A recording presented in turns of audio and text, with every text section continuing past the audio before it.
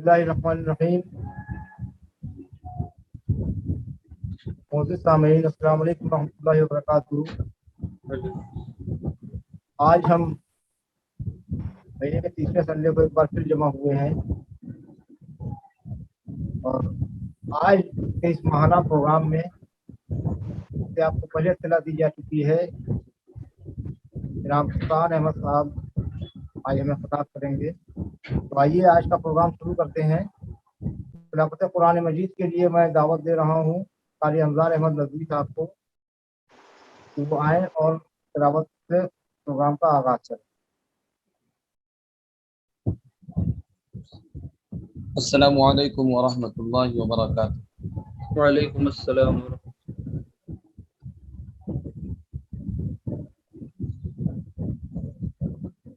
اعوذ باللہ من الشیطان الرجیم۔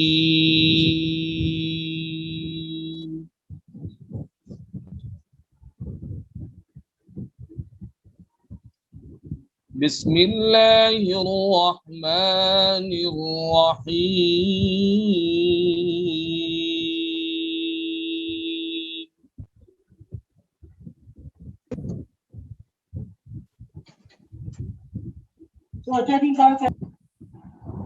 یا ایہا الذین آمنوا اذا نودی للصلاة یوم الجمعہ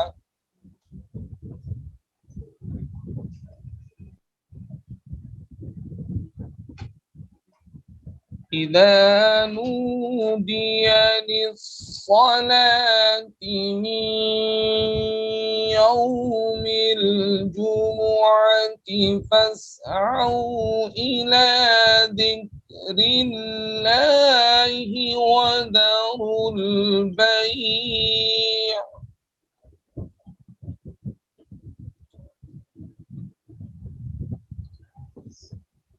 ذلكم خير لكم إن كنتم تعلمون۔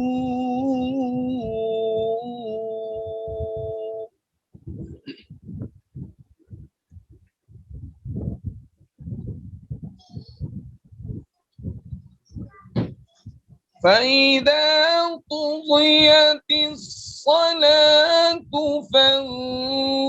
فانتشروا في الأرض وابتغوا من فضل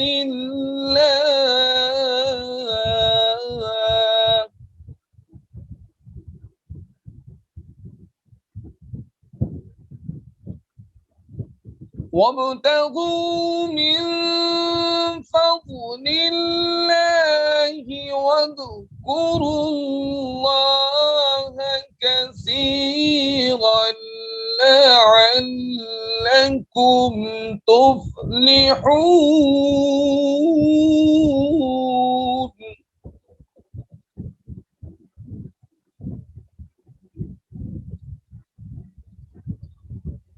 وَإِذَا رَأَوْا تِجَارَةً أَوْ لَهْوًا انفَضُّوا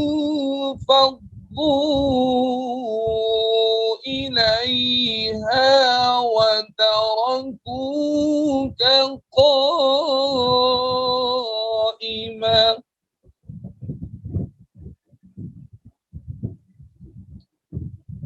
قُلْ مَا عِندَ اللَّهِ خَيْرٌ مِّنَ اللَّهْوِ وَمِنَ التِّجَارَةِ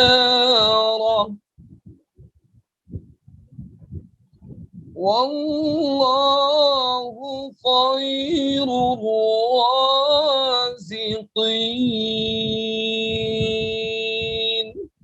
صدق اللہ العظیم۔ معزز سامعین، ابھی جو آپ تلاوت قرآن سن رہے تھے مناسب ہے کہ اس کا اردو ترجمہ بھی بتا دیا جائے۔ اللہ رب العالمین فرماتے ہیں اے ایمان والو، جب جمعہ کے دن نماز کے لیے پکارا جائے تو اللہ کے ذکر کی طرف لپکو اور خرید و فروخت چھوڑ دو، یہ تمہارے لیے بہتر ہے اگر تم سمجھو۔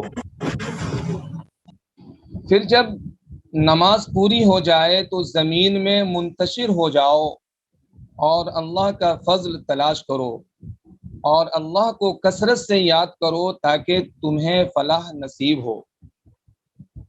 اور جب کچھ لوگوں نے کوئی تجارت یا کوئی کھیل دیکھا تو اس کی طرف ٹوٹ پڑے اور تمہیں کھڑا ہوا چھوڑ دیا، کہہ دو کہ جو کچھ اللہ کے پاس ہے وہ کھیل اور تجارت سے کہیں زیادہ بہتر ہے، اور اللہ سب سے بہتر رزق دینے والا ہے۔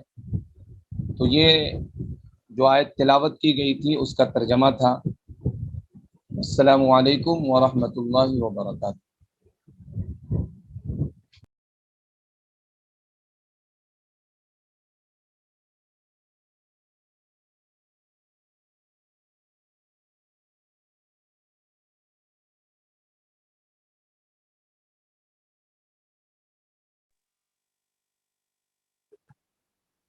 جزاک اللہ خیرہ۔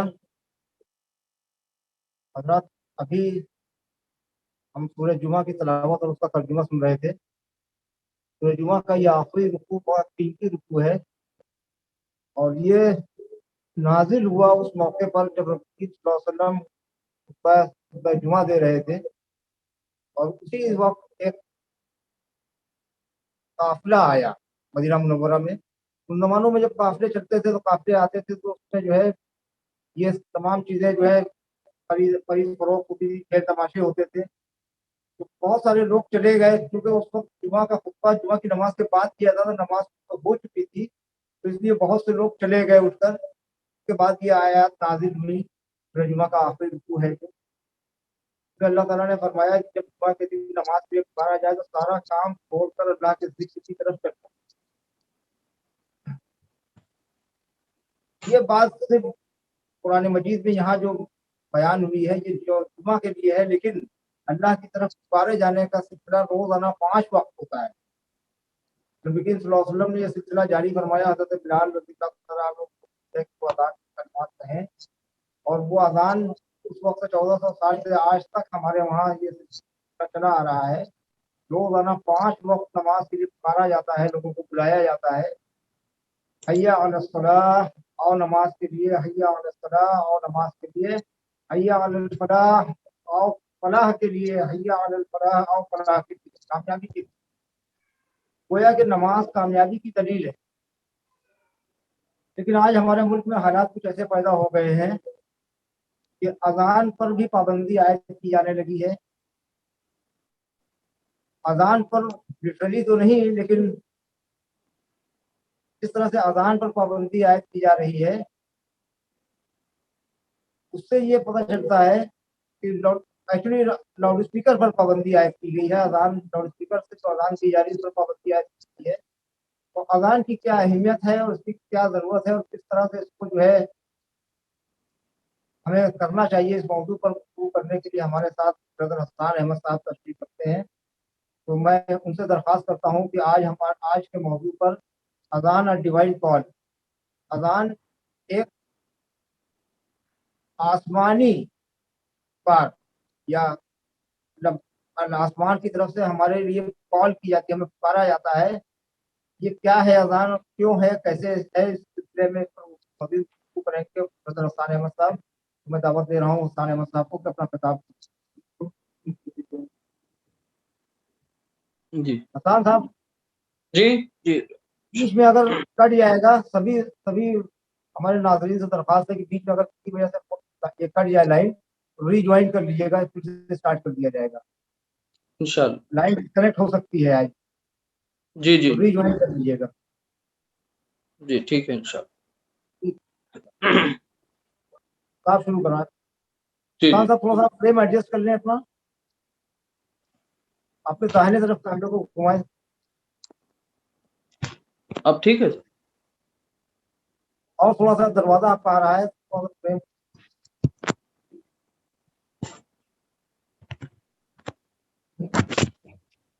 اب ٹھیک ہے سر؟ اب ٹھیک ہے.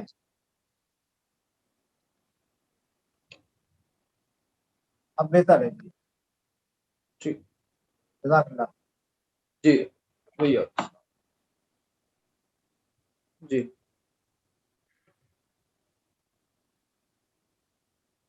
احمده ونصلي على رسوله الكريم اما بعد. اعوذ بالله من الشيطان الرجيم. بسم الله الرحمن الرحيم. رب اشرح لي صدري ويسر لي امري واحلل عقدة من لساني يفقهوا قولي.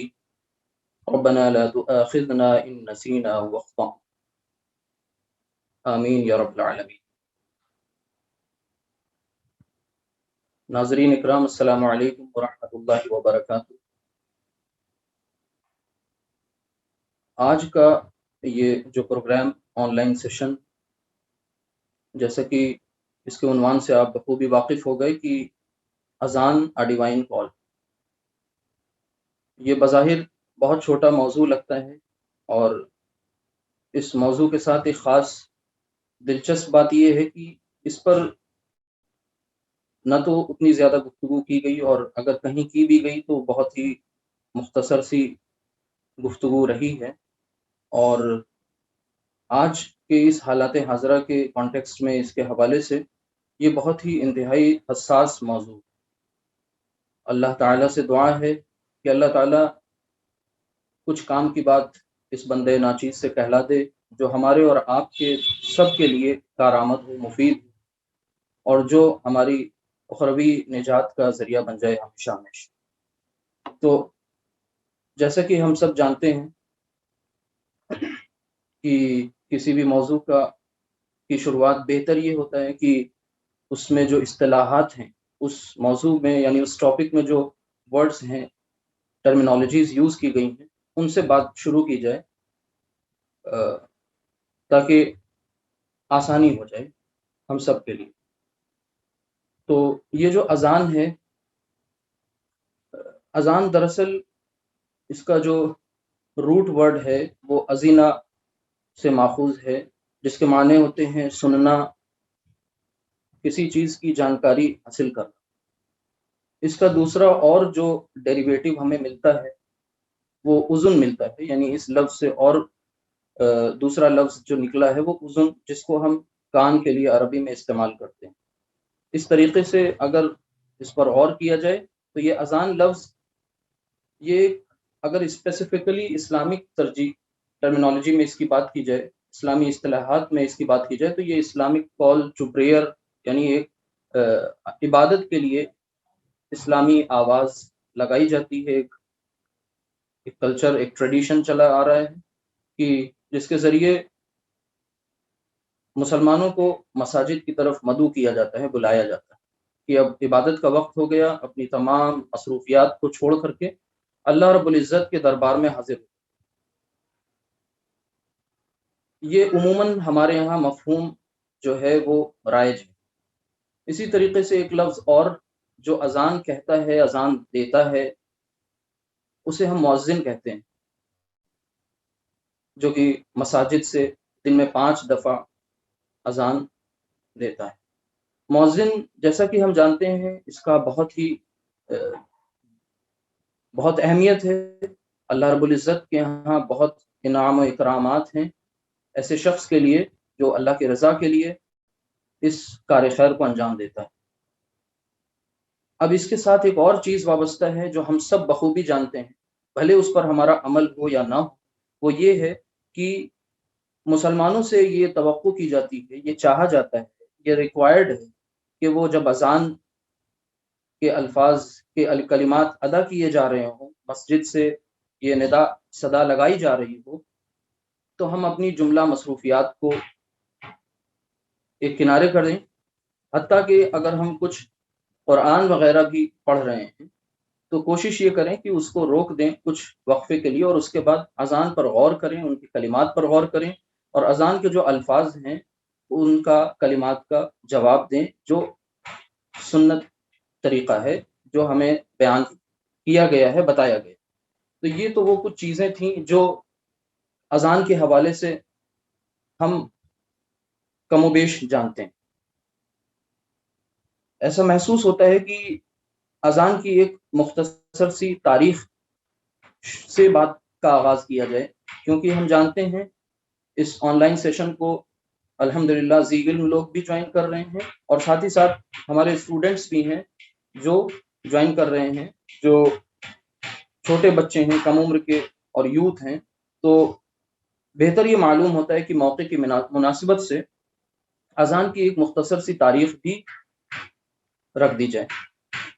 ہم سب یہ بخوبی جانتے ہیں کہ اللہ رب العزت نے اپنے حبیب صلی اللہ علیہ وسلم کو کم و بیش 63 سالہ زندگی عطا فرمائی، اور آپ صلی اللہ علیہ وسلم کی سیرت کے 3 بڑے ادوار ملتے ہیں، سٹیجز ملتے ہیں تاریخ کا مطالعہ، سیرت کا مطالعہ کرنے کے بعد.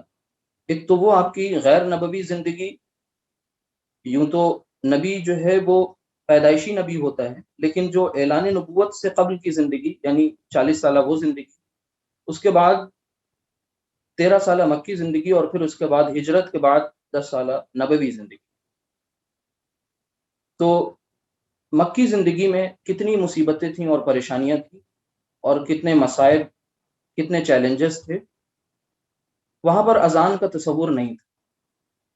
لوگ فردن فردن مسلمان جو جن کی تعداد کم تھی ایمان لائے، اور وہ نماز یوں ہی ادا کر لیتے تھے اکیلے یا چھوٹی سی جماعت بنا کر. اذان کا تصور نہیں تھا. مکہ سے مدینہ ہجرت کرنے کے بعد نبی اکرم صلی اللہ علیہ وسلم نے جو اولین کام انجام دیا وہ یہ کہ مسجد نبوی کی تعمیر، اور اس کے بعد جب نماز جماعت کے ساتھ اور آرگنائزڈ طریقے سے ادا کرنے کی بات آئی، تو بہتر یہ معلوم ہوا کہ اذان کے لوگوں کو کیسے بلایا جائے. لوگ مختلف علاقوں کے رہنے والے، کچھ قریب کچھ دور، ان کو کیسے بتایا جائے کہ اب نماز کا وقت ہو گیا، صلاح کا وقت ہو گیا، اور وہ مسجد آ جائیں اور اس فریضے کو انجام دیں. تو نبی اکرم صلی اللہ علیہ وسلم نے اسی فکر کے تحت ایک دفعہ اپنے اصحاب سے اس بات کا تذکرہ کیا، اور کچھ سجیشنز، کچھ پروپوزلز چاہے. لوگوں نے کچھ مشورے دیے. کسی نے کہا کہ کوئی ہارن کا انتظام کیا جائے جیسے جوز کرتے ہیں، یہودی کرتے ہیں. کسی نے کہا کہ کچھ لوگوں نے کہا کہ کچھ گھنٹی وغیرہ کا انتظام کر دیا جائے، بیل کا انتظام کر دیا جائے جیسے کرسچنز کرتے ہیں. کسی نے کہا کہ پہاڑی کی بلندی پر جا کر کے آگ جلا دی جائے، جس سے لوگ یہ سمجھ جائیں کہ اب نماز کا وقت ہو گیا ہے، کیونکہ بلندی پر جب آگ ہوگی لوگ دیکھ لیں گے. اور کچھ لوگوں نے ایسا بھی مشورہ دیا کہ کوئی ایک پرچم بلند کر دیا جائے، ایک فلیگ لگا دیا جائے، جس کی وجہ سے لوگوں کو یہ معلوم ہو جائے کہ اب نماز کا وقت ہو گیا ہے، اور لوگ اپنے کام کو چھوڑ کر کے اللہ کے اس اہم فریضے کی ادائیگی کی طرف چل پڑیں. لیکن نبی اکرم صلی اللہ علیہ وسلم نے غور و فکر کرنے کے بعد اس میں سے کسی بھی رائے کو، کسی بھی سجیشن کو درست نہیں سمجھا، آپ نے پسند نہیں فرمایا. اس کے بعد ہمیں تاریخ سے یہ بھی پتہ چلتا ہے کہ پھر انہی ایام میں ایک صحابی ہیں عبداللہ ابن زید، انہوں نے خواب دیکھا، اور وہ بہت ہی خوبصورت بہترین خواب تھا. اور پھر اپنے اس خواب کا تذکرہ انہوں نے نبی اکرم صلی اللہ علیہ وسلم سے کیا. اور خواب دراصل تھا کیا، انہوں نے اذان کی کلمات خواب میں دیکھے، اور پھر اس کا جب تذکرہ کیا نبی اکرم صلی اللہ علیہ وسلم سے، تو آپ صلی اللہ علیہ وسلم نے اس کو بہت پسند فرمایا. اور ساتھ ہی ساتھ بلال ابن رباحہ رضی اللہ تعالی عنہ، جو کہ ایک ایبیسینین سلیو تھے، غلام تھے، آزاد غلام، ان کی آواز بہت بلند تھی، بہت خوبصورت تھی، خوش الحانی تھی ان کی آواز میں. ان کو یہ الفاظ سکھائے گئے، اور انہوں نے پھر ان کو حکم نبی اکرم صلی اللہ علیہ وسلم نے دیا. تو پھر تب سے یہ اذان کا سلسلہ شروع ہو گیا، اور اس طرح سے بلال رضی اللہ تعالی عنہ یہ اسلامی تاریخ کے پہلے مؤذن قرار پائے. اب یہ تو ایک مختصر سی تاریخ تھی، اس سے پہلے ایک چھوٹی سی تمہید تھی اس اذان کے حوالے سے، جس میں سے کم و بیش ہم سب کو یہ چیزیں پتہ ہوتی ہیں، اور شاید کسی کو نہ بھی معلوم ہو. اب یہاں پر سے ہم اپنی اس بات کا رخ، اس کی سمت کا تعین کر لیں کہ دیکھیے سب سے پہلے یہ سمجھ لیں کہ کسی بھی کانسیپٹ کو، کسی بھی نظریے کو بیان کرنے کی دو اپروچز ہیں. ایک تو ٹریڈیشنل یا کنزرویٹو اپروچ ہوتی ہے جس کو ہم روایتی کہتے ہیں، اور ایک دوسری اپروچ بھی ہوتی ہے وہ انکنونشنل ہوتی ہے جو روایت سے ہٹ کر ہوتی ہے، جس کو ہم غیر روایتی کہہ سکتے ہیں، یا ہم جس کو ترقی پسند کہہ سکتے ہیں، یا ہم اس روایت کو یہ بھی کہہ سکتے ہیں کہ یہ حالات حاضرہ کے ساتھ مطابقت رکھتی ہوئی ایک ایکسپلینیشن ہوتی. تو جب ہم ٹریڈیشنل اور کنزرویٹو یا روایتی اپروچ کی بات کرتے ہیں تو وہاں پر اذان کو محض ایک کچھ جیسے دیگر اور رسومات ہیں اس طریقے سے ایک رسم سمجھ کر کے رسم ادائیگی ہو جاتی ہے. ایک ایکٹیویٹی جیسے تمام اور دیگر ایکٹیویٹیز ہیں ایک یہ بھی شامل کر لی جاتی ہے، یا زیادہ سے زیادہ اذان کی اہمیت کا بیان ہو جاتا ہے، یا یہ بتا دیا جاتا ہے کہ اذان کے کلمات کا جواب دو گے تو اس پر انعامات کیا ملیں گے، نہیں دو گے تو ظاہر سی بات ہے اس خیر سے محروم رہ جاؤ گے. اسی طرح اذان یہ بھی سمجھا جاتا ہے کہ خصوصاً بالخصوص ایسے نان مسلم ڈومینیٹنگ ایریاز میں اگر بلند آواز تیز لاؤڈ اسپیکر سے ہو رہی ہے تو اس پہ ہم فخر اور افتخار محسوس کر لیتے ہیں اپنی لا علمی اور کم ظرفی کی بنیاد پر. ہم یہ سمجھ لیتے ہیں کہ اگر ہم نے بہت تیز آواز سے، بہت تیز والیوم سے اذان مسجد میں دے دی اور اس کو غیر مسلم لوگوں نے سن لیا تو یہ ہمارے لیے فخر کی بات ہے، جبکہ یہ ایک بہت ہی محمل اور بیجا بات ہے، یہ کہیں سے بھی درست نہیں. اب اس کا دوسرا رخ دیکھیں، غیر روایتی انداز یہ کہتا ہے، خصوصاً ہم ابھی جو بات کر رہے ہیں وہ اذان کے کانٹیکسٹ میں کر رہے ہیں، تو ہمیں اذان کا آبجیکٹو پتہ ہونا چاہیے کہ اذان کا مقصد ہے. جیسے اللہ سبحانہ و تعالیٰ نے انسانوں کو بنایا تو اللہ کا مطلوب انسان کون، اللہ کو کیسے انسان، کیسے مسلمان مطلوب، اسی طریقے سے اذان کے مطلوبات کیا ہیں، کیا مقاصد. یہ محض ایک کال ہے پریئر کے لیے، یا یہ ایک کال ہے خدا کی طرف، خالق کی طرف پلٹنے کی، رجوع کرنے کی، اس کی طرف چلنے کی، اس کی آواز پر لبیک کہنے کی، اس کے سامنے سر تسلیم خم کرنے کی. یہ صدا، یہ ندا، یہ آواز جو ہے یہ ان دونوں میں سے کس چیز کا تعین کرے؟ یعنی یہ صرف اور صرف نماز کی طرف ایک بلاوا ہے، یہ خالق کی مرضی پر، خالق کی طرف پلٹنے کی ایک آواز ہے، اس کی یاد دہانی، ایک ریمائنڈر. اب اسی طریقے سے اسی ضمن میں دوسری بات یہ ہے کہ اذان کے حوالے سے ان کے جو الفاظ ہیں اور اس میں جو فریزز جو استعمال ہوئے ہیں، جو ان کے لیے، ان کے اندر ہمارے لیے کیا لائبلٹی، ہم یعنی ہم کس اعتبار سے ذمہ دار ہیں، کس حد تک لائبل. ان الفاظ میں ہمارے لیے ایسی کون سی لائبلٹیز پوشیدہ جو ہمیں کرنی تھی اور ہم نہیں کر رہے ہیں. اسی طریقے سے جب یہ ایکسپلینیشن ہو غیر روایتی تو اس میں اس بات کا بھی خیال رکھا جائے کہ یہ خاص طور سے آج کا یہ جو معاملہ ہے جو درپیش ہے، لاؤڈ اسپیکر کا جو ایشو ہے، یہ حالات حاضرہ کے حوالے سے، کرنٹ افیئرس کے، تو یہ تھیں وہ دو اپروچز، یا یہ تھیں وہ دو جن کے ذریعے ہم نے اپنے اس لیکچر کی ڈائمینشن سیٹ کی ہوئی. اب اسی کے ساتھ ساتھ ہمیں کچھ چیزیں ہیں وہ زیر نظر ہمارے رہنی چاہیے، وہ کچھ کانٹیکسٹ ہمیں یاد، کچھ بیک گراؤنڈ ہمیں یاد رہے، جس کی وجہ سے آگے بات کرنا آسان ہوگا اور سمجھنا آسان. آپ سب کو یاد ہوگا 2017 کا واقعہ ہے، بالی ووڈ سنگر سونو نگم صاحب کا ایک کمنٹ آیا تھا اذان کے حوالے سے جس پر کافی کنٹروورسی ہوئی تھی، اور وہ فورسڈ ریلیجیسنس کی بات تھی، یعنی شدت کے ساتھ، طاقت کے ساتھ، زبردستی اپنے مذہب کا کسی دوسرے پر تھوپنا، یہ کانسیپٹ وہاں سے دیا گیا تھا، اور یہ الزام تھا اسلام پر مسلمانوں کہ وہ لوگ جو ہے فورس ریلیجیسنس کا معاملہ ہے کہ وہ بھائی رات میں سو رہے ہیں اور پھر وہ صبح اذان ہو رہی ہے جس سے انہیں کوئی واسطہ نہیں، انہیں نماز نہیں ادا کرنی ہے. تو ایک ایسے مکسڈ کلچر میں، ایک ملٹی لنگوسٹک اور multi cultural multi religious society میں اذان کو لاؤڈ اسپیکر سے کہنا اس وقت مناسب نہیں سمجھا گیا تھا انصاف کے ذریعے. اسی طریقے سے 2019 کا بھی آپ کو واقعہ وہ یاد ہوگا، ڈاکٹر کلپنا آچاریہ کا جو ایک نیگیٹو نیریٹو تھا اذان کو لے کر کے، صلاح کو لے کر کے، صوم کو لے کر کے، جو انہوں نے ایک آڈیٹوریم میں بیان کیا تھا، بہت ہی شدت کے ساتھ، بہت ہی زیادہ قوت کے ساتھ، مشتعل انداز میں انہوں نے بیان کیا تھا. 2019 کی بات ہے.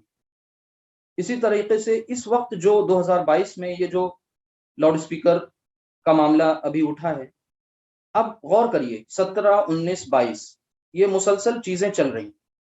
اب ہم یہ سوچیں کہ ہم نے اس حوالے سے ہماری کیا کوششیں رہیں. کیا ہم نے صرف فیس بک اور واٹس ایپ پر پوسٹ کر دیا، فارورڈ کھیل لیا، تو کیا یہ ہمارا فریضہ اس جانب سے ادا ہو گیا؟ ہم نے اس حوالے سے ہماری کیا کوششیں رہیں؟ اگر ہماری کوئی کارآمد پازیٹیو کوشش نہیں رہی تو یقین مانیے کہ ہم اپنے اس دعوے میں کہ ہم ایمان والے ہیں یا ہم مسلمان ہیں، وہ کہیں سے بھی درست نہیں ہو.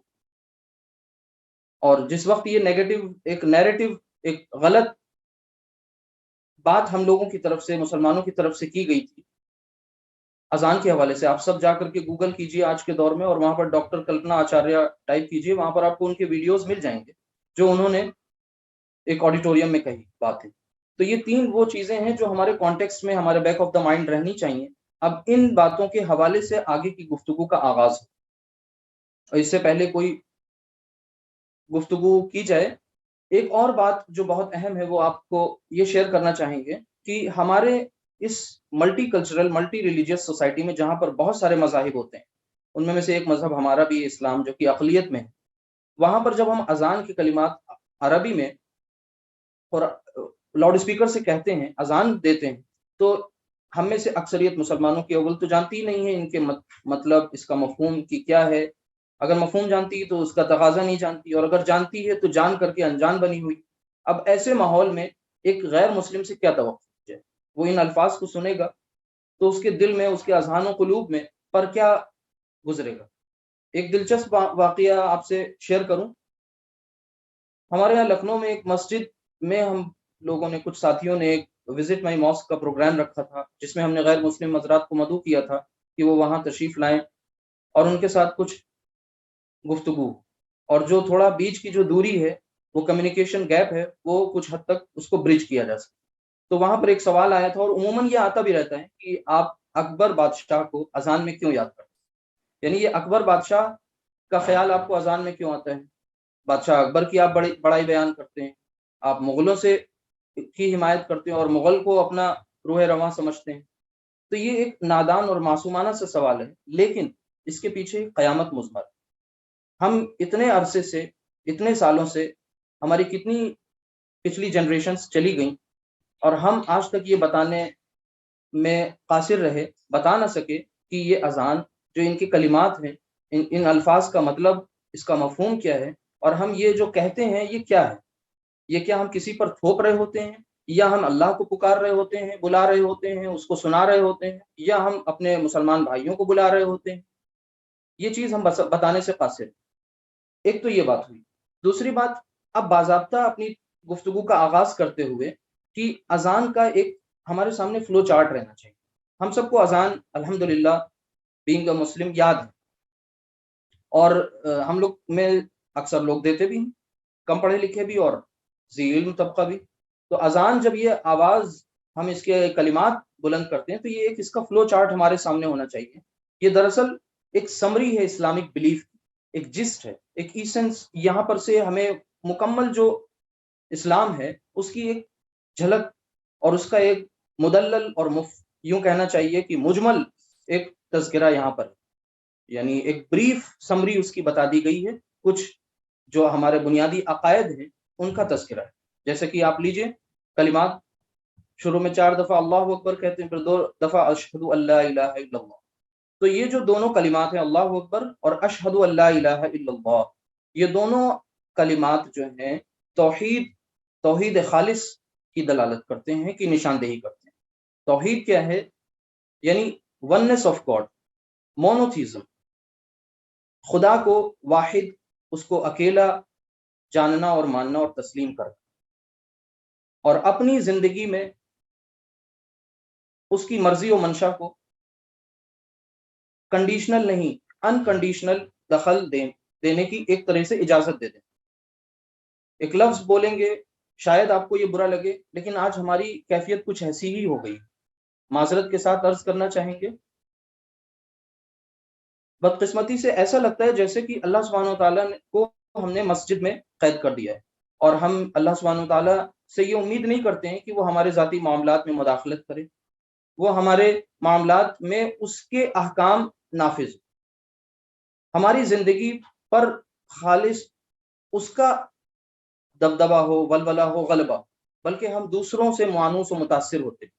ہم دوسری فکر کو، دوسرے افکار کو اپنے اوپر غالب کر لیتے ہیں، اور اس اللہ سے، اس خالق سے، اس مالک سے، اس رب سے، چیریشر، سسٹینر، کریٹر سے کٹ جاتے.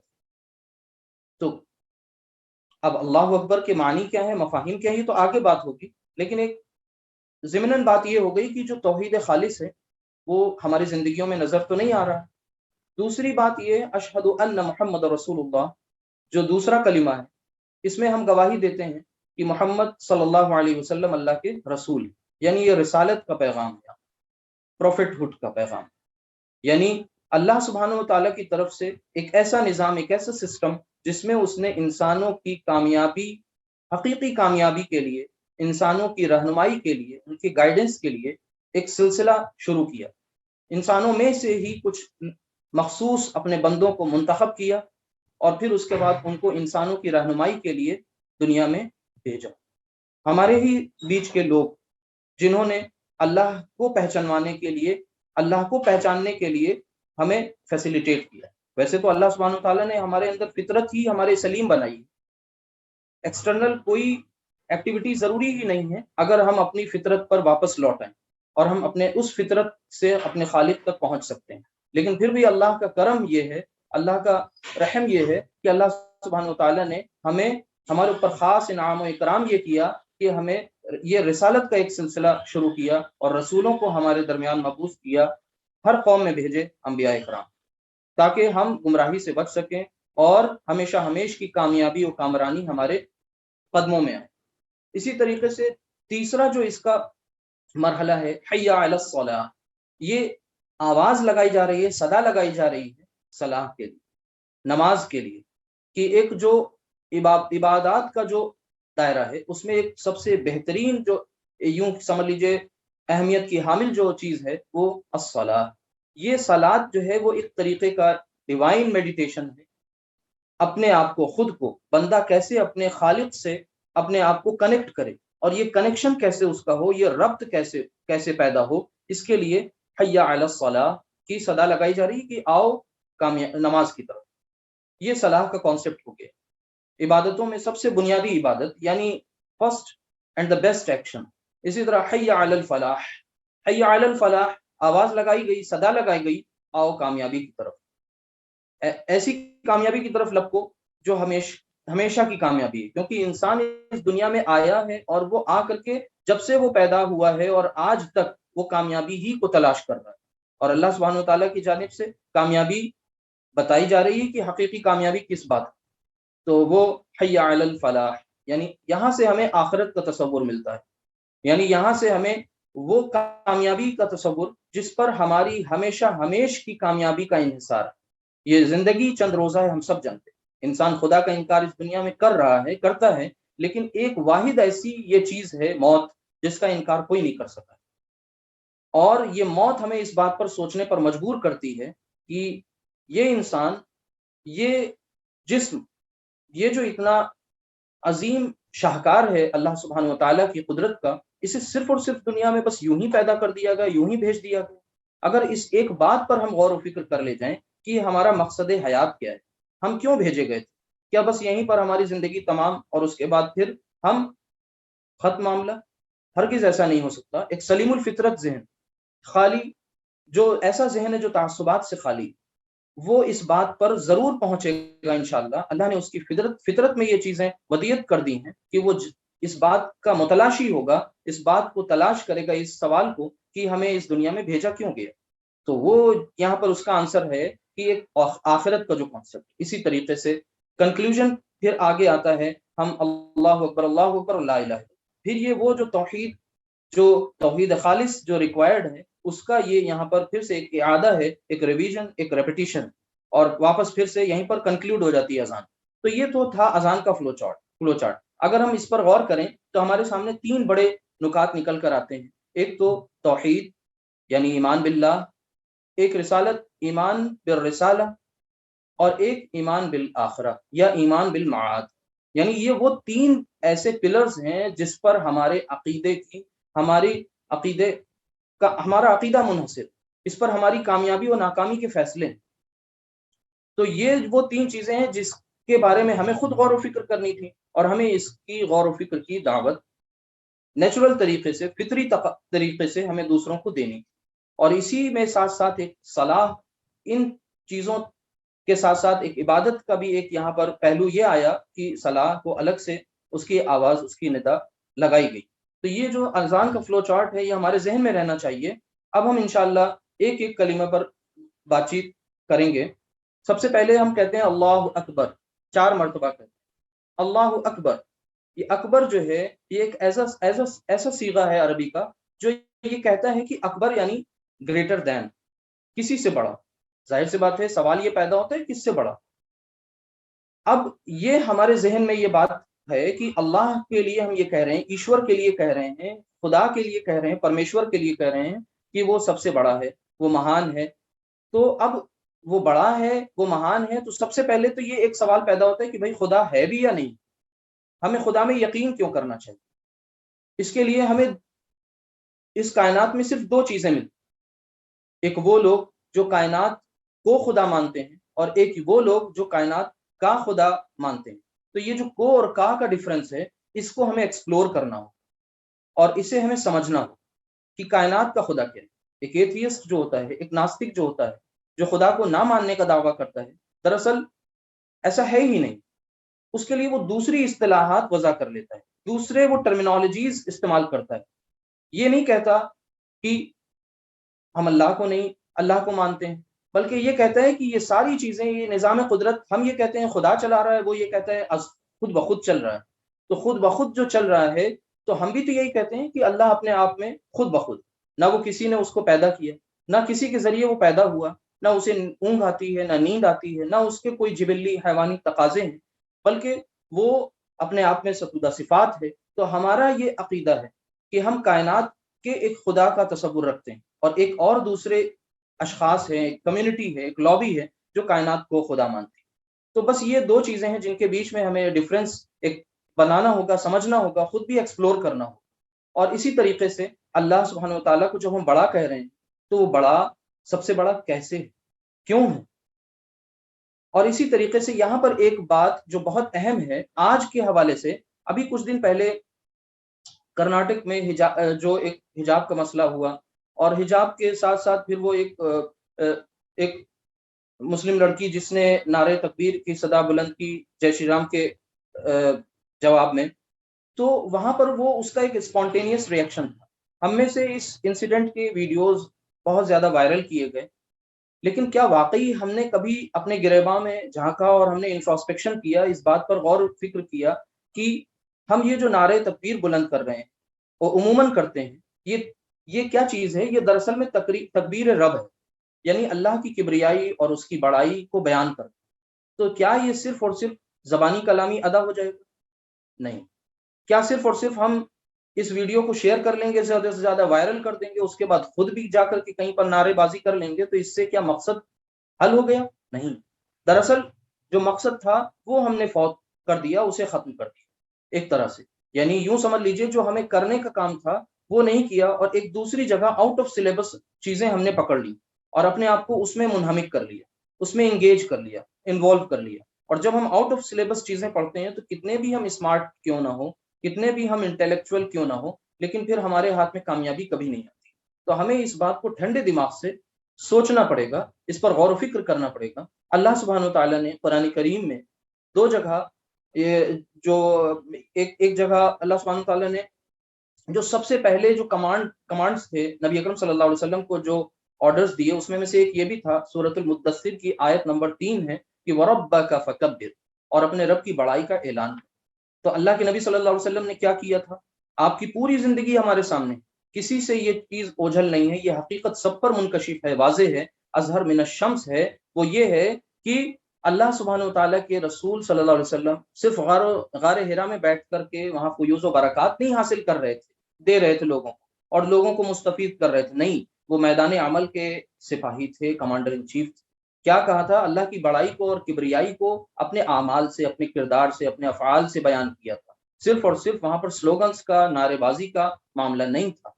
اور اس پورے وربک فکبر کے پیچھے کیا کچھ چیزیں پوشیدہ تھیں، ہم سب جانتے ہیں کہ کن کون سے ایسے وہ معاملات تھے جن کے ذریعے آزمائش آئی، جن کے ذریعے پریشانیاں، مصیبتیں جھیلی گئیں، جن کے ذریعے قربانیاں دی گئیں، جن کی وجہ سے مسلمان مصائب میں گرفتار ہوئے۔ اور اس کے بعد بنی اسرائیل میں اللہ سبحانہ تعالیٰ اس کی جو آیت نمبر 110 ہے، آخری آیت، اس میں اللہ سبحانہ تعالیٰ فرماتا ہے وَكَبِّرْهُ تَكْبِيرًا، یعنی اللہ سبحانہ تعالیٰ وہاں پر کہہ رہا ہے کہ اور اس کی بڑائی بیان کرو جیسا کہ اس کا حق ہے۔ اب ہم غور کریں کہ ہماری اپنی زندگیوں میں بہت سادہ انداز میں کہ کون بڑا ہے؟ ہماری خواہشات بڑی ہیں، ہمارے گھر کے افراد بڑے ہیں، ہمارے محبوب ترین اشخاص بڑے ہیں، افکار و نظریات میں ہم کس کو جو ہے ترجیح دیتے ہیں، ہمارے نزدیک کون سی چیز پرائورٹی کس کو ملی ہوئی ہے، ہم نے اپنی زندگی کے رخ کو، اس کی سمت کو کس اعتبار سے اور کس چیز سے متاثر ہو کر متعین کیا ہے۔ ہم یہ سب اپنے آپ سے یہ سوال پوچھ سکتے ہیں کہ اللہ سبحانہ تعالیٰ کو اللہ کہہ رہا ہے کہ وَكَبِّرْهُ تَكْبِيرًا، اسے بڑا کرو جیسا کہ اس کی بڑائی بیان کرو جیسا کہ اس کا حق۔ تو اس کی بڑائی کیسے بیان ہوگی؟ ایسا نہیں کہ ہمارے بیان نہ کرنے سے وہ چھوٹا ہو جائے گا، نعوذ باللہ، نہیں، ہمارے نہ بڑائی بیان کرنے سے اس کا قد تو ویسے کا ویسے ہی رہے گا، ہم کچھ کریں یا نہ کریں۔ یہ تو ہمیں اپنی نجات کے لیے، اپنی آخرت بنانے کے لیے، سنوارنے کے لیے کرنا تھا۔ تو آج ہم یہ سوچیں، اپنے آپ سے پوچھیں کہ جب ہم بازار جاتے ہیں تو وہ تجارتی اصول اللہ کے ہم وہاں پر نافذ کرتے ہیں اپنے اوپر، ٹھیک ہے، یا ہم اپنے گھروں میں ہمارے جو معاشرتی زندگی ہے، سوشل لائف ہے، اس میں ہمارے لیے کس کے احکام بڑے ہیں؟ اللہ کے بڑے ہیں یا غیر لوگوں کے، یا ہمارے اپنے خود ساختہ چیزیں جو ہیں وہ بڑی ہیں؟ یہ ہمیں اپنے عمل سے ظاہر کرنا ہوگا، بتانا ہوگا، ورنہ یہ صرف اور صرف اپنی نفس کی جھوٹی تسلی اور یہ وشفل تھنکنگ ہو جائے گی کہ ہم نے اللہ کی تکبیر بیان کری، ہم نے بہت بلند آواز سے نعرہ لگایا جس سے کہ پوری لوکیلٹی گونج گئی، ہمارا ویڈیو اتنا وائرل ہو گیا۔ نہیں، اس سے کچھ نہیں ہونے والا ہے میرے بھائیوں بہنوں۔ ہمیں یہ سمجھنا ہوگا کہ اللہ کی بڑائی بیان کرنے کا اصل مقصد ہے کیا، اللہ ہم سے چاہ کیا رہا ہے۔ اسی طریقے سے اس کا جو دوسرا کلمہ ہے وہ اشہد ان لا الہ الا اللہ، کہ میں یہ گواہی دیتا ہوں کہ اللہ کے سوا کوئی عبادت کے لائق نہیں، یعنی وہ حقیقی اس دنیا کا بنانے والا بھی ہے، اس کو چلانے والا بھی۔ ہماری عبادت ہم جو اس کے بندے بن کر رہے ہیں، یہاں جو ایک تصور آ رہا ہے کہ وما خلقت الجن والانس الا لیعبدون، اس آیت میں کہ ہم نے انسان اور جنات کو نہیں پیدا کیا مگر اپنی عبادت کے لیے، تو یہاں پر ہم نے اللہ کو جب اپنا خدا مان لیا، اس کو اپنا معبود مان لیا، تو ہم نے اپنے آپ کو اس کا بندہ تسلیم کر لیا۔ تو واقعی بندگی کے خطوط پر ہماری زندگی گزر رہی ہے۔ ہم اپنی زندگی میں کس کو خدا بنائے ہوئے، ہمیں یہ چیز سمجھنی ہوگی، خود سے پوچھنی ہوگی، ورنہ ہمارے لیے خسارہ ہی خسارہ ہے۔ یعنی ہمیں یہ چیز ثابت کرنی ہوگی، بتانی ہوگی، اور لوگوں تک اس پیغام کو پہنچانا ہوگا کہ اصل جو بھی ہے وہ خالق کائنات ہے، پوری سرشٹی، پوری کائنات کا وہی سوامی ہے، وہی مالک ہے، اور پورے برہمانڈ کا، پوری یونیورس کا، کائنات کا خالق حقیقی وہی ہے۔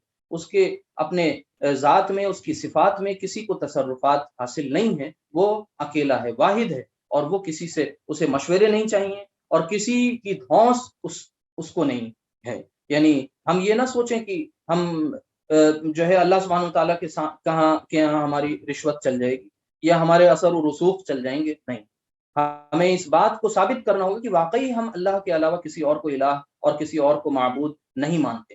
یہ صرف اور صرف اذان دینے سے نہیں ہوگا۔ ہم اذان جو دے رہے ہیں، جو کلمات ہماری زبان سے ادا ہو رہے ہیں، وہ تصدیق بالقلب کی کیفیت ہے اس میں یا نہیں، یعنی ہم نے وہ قلب سے، اپنے دل سے اس کی تصدیق کی ہوئی ہے یا نہیں۔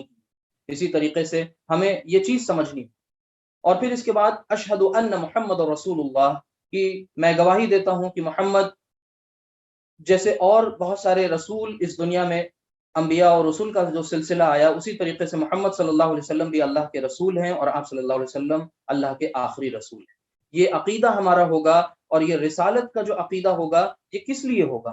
ظاہر سی بات ہے کہ یہ جو پروفٹ ہوڈ معاملہ ہے یہ صرف اور صرف رسول کریم صلی اللہ علیہ وسلم کی ذات پر یقین نہیں، آپ کو اپنا رسول ماننا نہیں، بلکہ یہ تمام انبیاء اور رسول کو، تمام انبیاء کو، تمام رسولوں کو برحق ماننا جو ان سے پہلے آپ صلی اللہ علیہ وسلم سے پہلے مبعوث کیے گئے، ان سب کو، یہ جو چین آف پروفٹس ہے اس پر ہمارا عقیدہ ہونا، یقین ہونا، یہ بہت اہم. اور یہ ایک لاجیکل بھی ہے.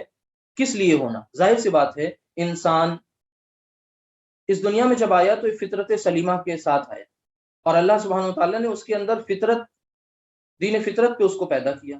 وہ الگ بات ہے کہ اس نے اپنی فطرت کو پرورٹ کر لیا، اس پر جو ہے برائیوں کے غلاف چڑھ گئے، اس کی نیکیاں جو ہے وہ مغلوب ہو گئیں اور اس کی برائیاں اور خامیاں غالب آ گئیں اس کی اپنی کرتوت کی بنا پر، کیونکہ اس کو فری ول دی گئی. تو اب یہاں پر یہ ضروری ہوتا ہے کہ جو انسان یہاں تک پہنچ گیا، اب چونکہ خدائی کلام بند ہو گیا، اگر اللہ سبحانہ وتعالیٰ یہ صرف میکینزم ہمیں دے کر کے دنیا میں بھیج دیتا تو ہمارے لیے آزمائش زیادہ تھی، مشکل زیادہ تھی. اور اللہ نے آسانی ہم پر یہ کی کہ رسالت کا سلسلہ شروع کہ ہر قوم میں، ہر زبان میں انبیاء بھیجے. وہ اسی لیے بھیجے کہ اس وقت کے جو لوگ ہیں، جو قوم جو رہ رہی ہے، وہاں کے ان لوگوں کو، ان کو صحیح راستے پر، صراط مستقیم پر، سواء السبیل پر ان کو لے کر آئے. اگر وہ بھٹک جائیں فوراً ان کو یاد دلائے، اور اگر وہ غلط راستے پر چل پڑیں تو فوراً ان کی سرزنش کریں، تنبیہ کرے، انذار کرے. ٹھیک ہے؟ تو اس حوالے سے ہمیں یہ سمجھنے میں اب آسانی ہو گئی کہ اللہ سبحانہ وتعالیٰ نے ایک تھیوری کا سلسلہ جو قرآن حکیم کے فارم میں ہمارے سامنے موجود ہے، اور ساتھ میں اس کے ساتھ ایک پریکٹیکل، ایک اسوہ، ایک نمونہ رسول کے شکل میں ہمارے بیچ مبعوث کیا. اور ہم یہ دیکھتے ہیں کہ اب ہمیں یہ سمجھنا ہوگا کہ اللہ سبحانہ وتعالیٰ نے جو رسالت کا یہ سلسلہ شروع کیا، اس کے ریشنل، لاجیکل پروفس ہمیں تلاش کرنے ہوں گے تاکہ ہم خود بھی اپنے آپ کو کنونس کریں، یقین کامل ہمیں حاصل ہو، اور ہم دوسروں کو بھی اس حد تک کنونس کرنے والے، ان کو سمجھانے والے بن جائیں کہ آخر یہ رسالت کا سلسلہ شروع کیوں اور ہم اس پر کیسے یقین کریں. نہ محمد رسول اللہ صلی اللہ علیہ وسلم کو ہم رسول برحق کیسے مان لیں؟ ظاہر سی بات ہے آپ صلی اللہ علیہ وسلم ایک نبی امی. ہم یہ دیکھتے ہیں کہ دنیا میں بہت سارے ایسے فلسفی ہیں، بہت سارے ایسے یوں کہہ لیے انٹلیکچوئلس ہیں، رائٹرز ہیں، فلاسفرز ہیں، جن کی اپنی زندگی، ذاتی زندگی ایک ارتقائی مرحلے سے گزرتی ہوئی، یعنی ایک پروگریسو، ایک ایولیوشنری اپروچ سے گزرتی ہوئی ایک کلائمیکس پر پہنچتی ہے. شروعات میں وہ چیزوں کو سیکھتے ہیں، سمجھتے ہیں، باضابطہ جو ہے وہ شاگردی اختیار کرتے ہیں کسی کی. اس کے بعد پھر وہ شروعات میں جب ان کا ہنر سامنے آتا ہے، ان کا علم سامنے آتا ہے، تو اس میں ریکٹیفیکیشنز بھی ہوتے ہیں، اس میں امپروومنٹس بھی کیے جاتے ہیں، یعنی اس میں وہ اغلاط ہوتی ہیں، وہ غلطیاں ہوتی ہیں. اور پھر اس کے بعد وہ اس تدریجی مرحلے کا سفر طے کرتے ہوئے ایک کلائمیکس پر پہنچتے ہیں جہاں پر وہ ایسے سمجھے جاتے ہیں کہ اب انہوں نے بہت بڑا ایک کارنامہ انجام دے دیا. لیکن کچھ سال کے بعد پھر ایک آتا ہے فلاسفر، ایک سائنٹسٹ، جو ان کی تھیوری کا ایک کاؤنٹر پیش کرتا ہے، ایک کاؤنٹر نیریٹو پیش کر دیتا ہے، اور ایسا لگتا ہے کہ اب پہلے والے کی تھیوری غلط ثابت ہو گئی. لیکن ہم نبی اکرم صلی اللہ علیہ وسلم کی زندگی میں جب جھانکتے ہیں، جب آپ صلی اللہ علیہ وسلم کی سیرت کے جو مبارک سیرت کے اوراق پلٹتے ہیں، تو وہاں سے ہمیں یہ نقطہ سمجھ میں آتا ہے کہ آپ صلی اللہ علیہ وسلم روز اول جس طریقے سے چیزوں کو پیش کر رہے تھے، آخر تک آپ نے اسی طریقے سے، اسی شد و مت کے ساتھ، اسی تاکید کے ساتھ وہ چیزیں اسی اعتبار سے پیش کریں. اب یہاں پر ہم یہ دیکھتے ہیں یہ کوئی ارتقائی مرحلہ نہیں ہے کہ آپ نے خود شروع میں کچھ کہا، پھر اس میں چیزیں ہوئیں، پھر اس کے بعد اس کو امپروو کیا گیا، بلکہ یہ ایک سسٹمیٹک اپروچ ہے جہاں پر آپ صلی اللہ علیہ وسلم بنیادی جو اسلامی عقائد ہیں ان کو اسی تاکید کے ساتھ شروع میں بیان کر رہے ہیں تو آخر میں بیان کر رہے ہیں. یعنی توحید، رسالت، آخرت، ان کے ساتھ کوئی کمپرومائز نہیں. کمپرومائز ان کے کور سبجیکٹ میٹر میں نہیں تھا، کمپرومائز اس کی میتھڈولوجی میں یہ تھا کہ وقت کے اعتبار سے، نزاکت کے اعتبار سے، حکمت کے تقاضے کے تحت وہاں پر کبھی کچھ چیزوں کو برملہ کہا جاتا تھا، خفیہ طور پہ کہا جاتا تھا، اعلانیہ کہا جاتا تھا. ہمیں اسی حکمت عملی کو سمجھنا ہوگا اور ہمیں اپنی زندگی میں اس حکمت عملی کا داخلہ یقینی بنانا. اب محمد الرسول اللہ کے حوالے سے یہاں پر ایک اور بات کہنی ہے، وہ یہ کہ ہم قرآن کریم کے اوراق جب پلٹتے ہیں تو وہاں پر سورۃ الانبیاء سورہ نمبر 21 اور اس کی آیت نمبر 107 میں اللہ سبحانہ وتعالیٰ فرماتا ہے کہ وما ارسلناک الا رحمۃ للعالمین، کہ ہم نے نہیں بھیجا اپنے رسول کو مگر تمام جہانوں کے لیے رحمت بنا کر. یعنی پتہ یہ چلا کہ تمام جہانوں کے لیے رحمت للعالمین کو نبی اکرم صلی اللہ علیہ وسلم کو رحمت بنا کر بھیجا، تمام جہانوں کے لیے، irrespective of caste, colour, sex, creed، یہ جو بھی تھیں اس کے جو بھی تھیں ان سے بالا تر ہو کر آپ صلی اللہ علیہ وسلم کو رحمت بنا کر بھیجا، سراپا رحمت. یعنی آپ صلی اللہ علیہ وسلم کی ذات جو ہے وہ سراپا خیر ہے اور آپ پیکر رحمت. تو ہمیں بحیثیت امت محمدیہ، بحیثیت امت محمدیہ کا ایک فرد کے اور آپ صلی اللہ علیہ وسلم کا محب ہونے کے، ہمارا یہ فطری تقاضا ہے کہ ہماری بھی ذات پیکر رحمت ہو. ہمارے وجود سے کسی کو بھی تکلیف پہنچنی نہیں چاہیے، بلکہ اگر ہم کسی کو بھی، ہماری ذات سے کسی کو بھی تکلیف پہنچ رہی ہے، یقین مانیے پھر ہم اس رسول کے تو امتی ہرگز نہیں ہیں، اس خدا کے تو ماننے والے ہرگز نہیں ہیں جس کا ہم دعویٰ کرتے ہیں.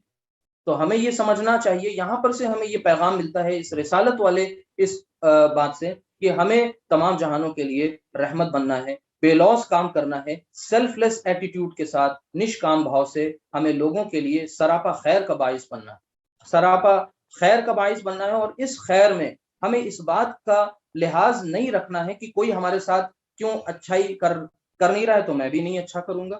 اس ضمن میں ہمیں وہ آیت یاد رکھنی چاہیے، قرآن کا وہ اصول یاد رکھنا چاہیے جس میں یہ بتایا گیا کہ اچھائی اور برائی کبھی برابر نہیں ہو سکتی. تم برائی کو اس بات سے دور کرو جو بہترین ہے، یعنی ادفع باللتی ہی احسن، جو اچھی بہترین چیز ہے، احسن چیز ہے، اس سے تم برائی کو ختم کرو، دور کرو. اور اللہ کی نبی صلی اللہ علیہ وسلم کی زندگی میں بھی ہمیں ٹٹ فار ٹیٹ کا معاملہ نہیں دکھتا ہے، ہمیں آپ صلی اللہ علیہ وسلم کی زندگی میں حکمت عملی دکھتی ہے اور آپ صلی اللہ علیہ وسلم کی زندگی سراپا خیر ہے. اسی طریقے سے ہمیں سورۃ قرآن کی اوراق گردانی سے پتہ چلتا ہے کہ سورہ فاطر میں اور اسی طرح سورہ سبا میں بھی کچھ الفاظ کی تھوڑی سی تبدیلی کے ساتھ دو آیات آپ کے سامنے پیش کرنا چاہتا ہوں کہ انا ارسلناک بالحق بشیرا ونذیرا وان من امۃ الا خلا فیہا نذیر، کہ اللہ سبحانہ وتعالیٰ فرماتا ہے کہ ہم نے نہیں بھیجا اپنے رسول کو حق بلکہ حق کے ساتھ اور بشیر و نذیر بنا کر بھیجا، یعنی بشارت دینے والا اور لوگوں کو وارن کرنے والا، یعنی لوگوں کو تنبیہ کرنی ہے اس بات پر کہ وہ غلط کر رہے ہیں اور لوگوں کو بشارت دینی اس بات پر کہ وہ اچھے کام کریں گے تو اس حوالے سے انہیں کیا ملے گا. پوری کی پوری زندگی اسی انذار اور اسی تبشیر کے ارد گرد آپ صلی اللہ علیہ وسلم کی زندگی گھوم رہی ہے، گردش کرتی رہتی ہے. اور اسی طریقے سے وما ارسلناک الا کافۃ للناس بشیرا ونذیرا، اور یہ دوسری جگہ ہے کہ یہی بات ہے، کم و بیش الفاظ کا تھوڑی سی تبدیلی ہے کہ وہاں پر بھی یہی کہا گیا کہ ہم نے نبی اکرم صلی اللہ علیہ وسلم کو بشیر و نذیر بنا کر کے بھیجا ہے. تو اس طریقے سے ہمیں اپنی ذمہ داری یہاں سے دو پتہ چلتی ہیں، ایک تو ہمیں خیر کا پیکر رحمت بننا ہے اور ساتھ ہی ساتھ ہمیں لوگوں کے ساتھ خیر کا، ان کو امر بالمعروف اور نہی عن المنکر، یعنی لوگوں کو خیر کی دعوت دینی ہے اور برائیوں سے ان کو روکنا ہے. بلکہ ہمارا جو مقصد حیات ہے وہ یہی تھا. وہ بات الگ ہے کہ ہم اس بات کو بھول گئے اور ہم نے ہماری اپنی زندگیاں اس تصور سے خالی ہو گئیں کہ ہمیں اس بات پر دل میں تنگی محسوس ہو کہ کچھ غلط ہو رہا ہے. ہمیں اس بات پر، اور اگر تنگی محسوس ہوتی بھی ہے تو اس طریقے کی ہو رہی ہے جس کو دیکھ کر افسوس ہوتا ہے کہ ہم کسی چیز کو، کوئی غلط روش ہمارے سامنے ہو رہی ہے تو ہم اس کو دیکھ کر چراغ ہو رہے ہیں، ہم ہائپر رسپانسو، ہائپر ری ایکٹیو بن رہے ہیں، ہم ایسی جگہوں پر اپنے رسپانس کر رہے ہیں، ایسی جگہوں پر ریئیکٹ کر رہے ہیں جہاں پر خاموشی اختیار کرنی چاہیے، جہاں پر حکمت کے ساتھ کام کرنے چاہیے، جہاں پر اس چیز کا لحاظ رکھنا چاہیے کہ ہم یہ جو چیز کو خیر سمجھ کے کر رہے ہیں کہیں یہ شر کا سراسر باعث تو نہیں بن رہی. یہ تمیز ہم سے جاتی رہی اور یہ تمیز ہم سے صرف اور صرف اس لیے اٹھ رہی ہے کیونکہ ہم نے نبوی منہج کو چھوڑ دیا، ہم نے سیرت کا مطالعہ نہیں کیا، اور ہم نے سیرت کو اگر پڑھا بھی تو ایک قصے کہانی کے طور پر پڑھ لیا، ہم نے اس سے پیغام نہیں اخذ کیا. بلکہ ہمیں یہ چاہیے کہ ہمارے گھروں میں سیرت کا باقاعدہ جو ہے اس کی اسٹڈی کا ایک پورا میکینزم، ایک سسٹم ہو، اور ہم اپنی زندگیوں میں وہ سیرت نبوی صلی اللہ علیہ وسلم کی پوری ایک ورق کو، ایک انسیڈنٹ کو اچھی طرح جاننے والے، سمجھنے والے ہوں، اور اس سے پھر ہم اپنے حالات کے اس وقت کے اعتبار سے جو مطابقت بالکل قریب ترین جو عمل ہے وہ ہمیں کرنا چاہیے. اسی طریقے سے اگلا جو کلمہ ہے وہ حی علی الصلاح ہے، یعنی صلاۃ کے قیام کے لیے فرمایا گیا وَأَقِمِ الصَّلَاةَ لِذِكْرِي، جیسے کہ قرآن کریم میں اللہ سبحانہ تعالیٰ نے فرمایا سورہ طٰہٰ میں سورہ نمبر 20 آیت نمبر 14 میں کہ نماز قائم کرو، صلاۃ قائم کرو میرے ذکر کے لیے، میری یاد دہانی کے لیے۔ اور اسی طرح دوسری جگہ فرمایا کہ ان الصلاۃ تنہی عن الفحشاء والمنکر، سورۃ العنکبوت میں سورہ نمبر 29 آیت نمبر 45 میں، کہ نماز بے شک یقیناً روک دیتی ہے، بچا لیتی ہے انسان کو فحش سے اور منکرات سے، برائیوں سے اور غلط کاموں سے۔ لیکن ہم یہ دیکھتے ہیں کہ ہم نماز پڑھ رہے ہیں، لیکن وہ جو اقیم الصلاۃ لذکری کی ہماری یاد سے غافل نہ ہونا دیکھو، اور ہماری یاد سے غافل نہیں ہوگے اگر تم نے نماز قائم کری تو ہم اگر اللہ ماشاء اللہ نماز پڑھ بھی رہے ہیں تو اللہ کی یاد سے یکسر غافل ہیں۔ اور اسی طریقے سے ہم اگر نماز پڑھ بھی رہے ہیں، زندگیاں گزر گئی ہیں اور کئی ہماری زندگیوں کے جو ہے دہائیاں گزر گئیں، لیکن پھر بھی ہم جو ہے فحش اور برے کاموں سے اپنے آپ کو روک نہیں پا رہے ہیں، کیا وجہ؟ سوال یہ پیدا ہوتا ہے، یہ ایک نسخہ جو بتایا وہ اس دنیا کے خالق نے، مالک نے بتایا تھا کہ اگر ایسا کرو گے تو اس کا رزلٹ یہ ہوگا، لیکن ہم اپنی زندگیوں میں اور جب ایک عموماً جو ایک تجزیہ کرتے ہیں، انالیسس کرتے ہیں، تو ہمیں یہ پتہ چلتا ہے کہ ہم فحش اور منکرات کا بہت زیادہ ارتکاب کر رہے ہیں، اور ہم ایک طرف ہماری نمازیں بھی جاری ہیں، ہم اللہ کی یاد سے یکسر غافل ہیں اور ہماری نمازیں بھی کہیں نہ کہیں ہو رہی ہیں۔ تو اس کا مطلب یا تو خالق کا وہ جو نسخہ دیا ہوا ہے، وہ جو پرسکرپشن ہے وہ غلط ہے نعوذ باللہ، اور یا تو پھر ہمارا اپنا جو نسخے کو امپلیمنٹ کرنے کا جو طریقہ کار ہے وہ غلط ہے۔ جو پرہیز اس نے بتائے تھے وہ ہم نے نہیں کیے، اور ہم نے نماز کی اصل روح ہم سے جاتی رہی، نماز کا جسم اور حیولہ اور شاکلہ بس کسی حد تک تھوڑا بہت باقی ہے، باقی نماز کی جو اندرون ہے، جو اس کی روح ہے، وہ سسک رہی ہے، وہ دم توڑ رہی ہے۔ ایسا کیوں ہو رہا ہے؟ یہ اس لیے ہو رہا ہے کیونکہ ہم نے ان چیزوں کو، جو عبادات ہیں یا جو فرائض ہیں، ان کو ہم نے صرف اور صرف رسومات سمجھ لیا، ہم نے ان کے پیچھے کے لاجک کو نہیں سمجھا، ہم نے ان کے پیچھے کے مقصد کو نہیں سمجھا، اور ہم نے بس اپنی زندگی میں یوں ہی کسی کو دیکھا اور کرنا شروع کر دیا، اور ہم نے اس کے اندر گہرائیوں میں اترنے کی کبھی کوشش نہیں کری، کبھی زحمت نہیں کری، کیونکہ ہماری ترجیحات کچھ اور ہیں، ہماری پرائرٹیز کچھ اور ہیں۔ اور جبکہ ہمیں یہ سمجھنا چاہیے کہ صلاح جو ہے یہ ایک ڈیوائن میڈیٹیشن ہے، یہ ایک آسمانی جو ہے مراقبہ ہے، جو ایک مراقبے کی کیفیت ہے۔ اور ویسے تو مراقبہ کی کوئی خاص وہ چیز نہیں ہے کہ ہم اس پر باضابطہ جو تصوف کے طریقے طرف سے آیا اور وہ اس طرح کیا جائے، لیکن اللہ سبحانہ تعالیٰ نے یہ پورا سسٹم بنایا ہوا تھا کہ تمہیں نماز اس طرح پڑھنی ہے، اس کیفیت کے ساتھ پڑھنی ہے کہ اگر یہ خیال نہ کر سکو کہ تم اللہ کو دیکھ رہے ہو، لیکن کم از کم اتنا تو خیال کرو کہ وہ تمہیں دیکھ رہا ہے۔ یہ کیفیت اگر ہمارے اندر نہیں آ رہی ہے تو پھر نماز کا جو اصل مقصد ہے، جو اس کا جوہر ہے، وہ ہم اس سے محروم رہ جائیں گے۔ اور یہ جو میڈیٹیشن تھا، مراقبہ تھا، ایک خدائی نظام تھا، یہ ہم سب کو ایک ڈسپلنڈ لائف دینے کا ایک ٹول تھا، وہ ہم سے اب اس شکل میں باقی ہمارے پاس نہیں رہا، تو ہم نے اس کو چھوڑ دیا۔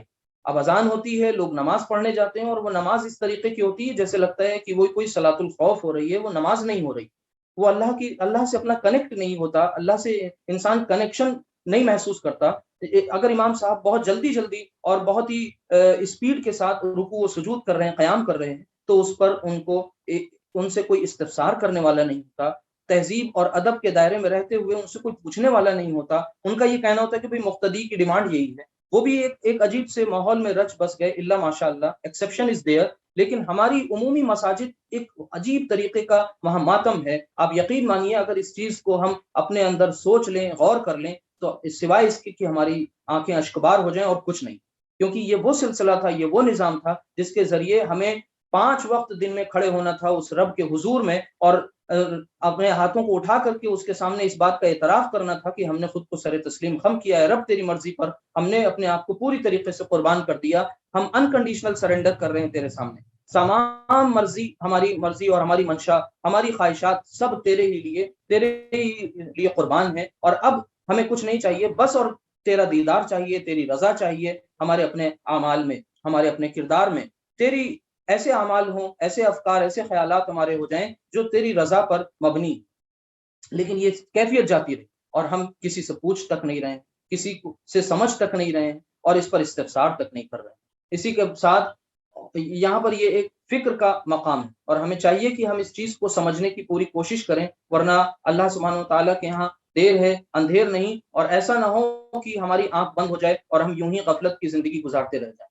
اسی کے بعد حی علی الفلاح کا جو کانسیپٹ ہے، یعنی یہ جو کلمہ کہا جا رہا ہے، یہ کس طرف اشارہ کر رہا ہے؟ یہ دنیا اور آخرت کی کامیابی کی طرف ایک پکار لگائی جا رہی ہے، کہا جا رہا ہے کہ آؤ دنیا اور آخرت کی کامیابی کی طرف، حقیقی کامیابی کی طرف۔ انسان دنیا میں کیا کر رہا ہے؟ ایک ان ایتھیکل ریس، انڈیزائریبل ایفرٹس ہیں، ان ہولی نیکسس ہے۔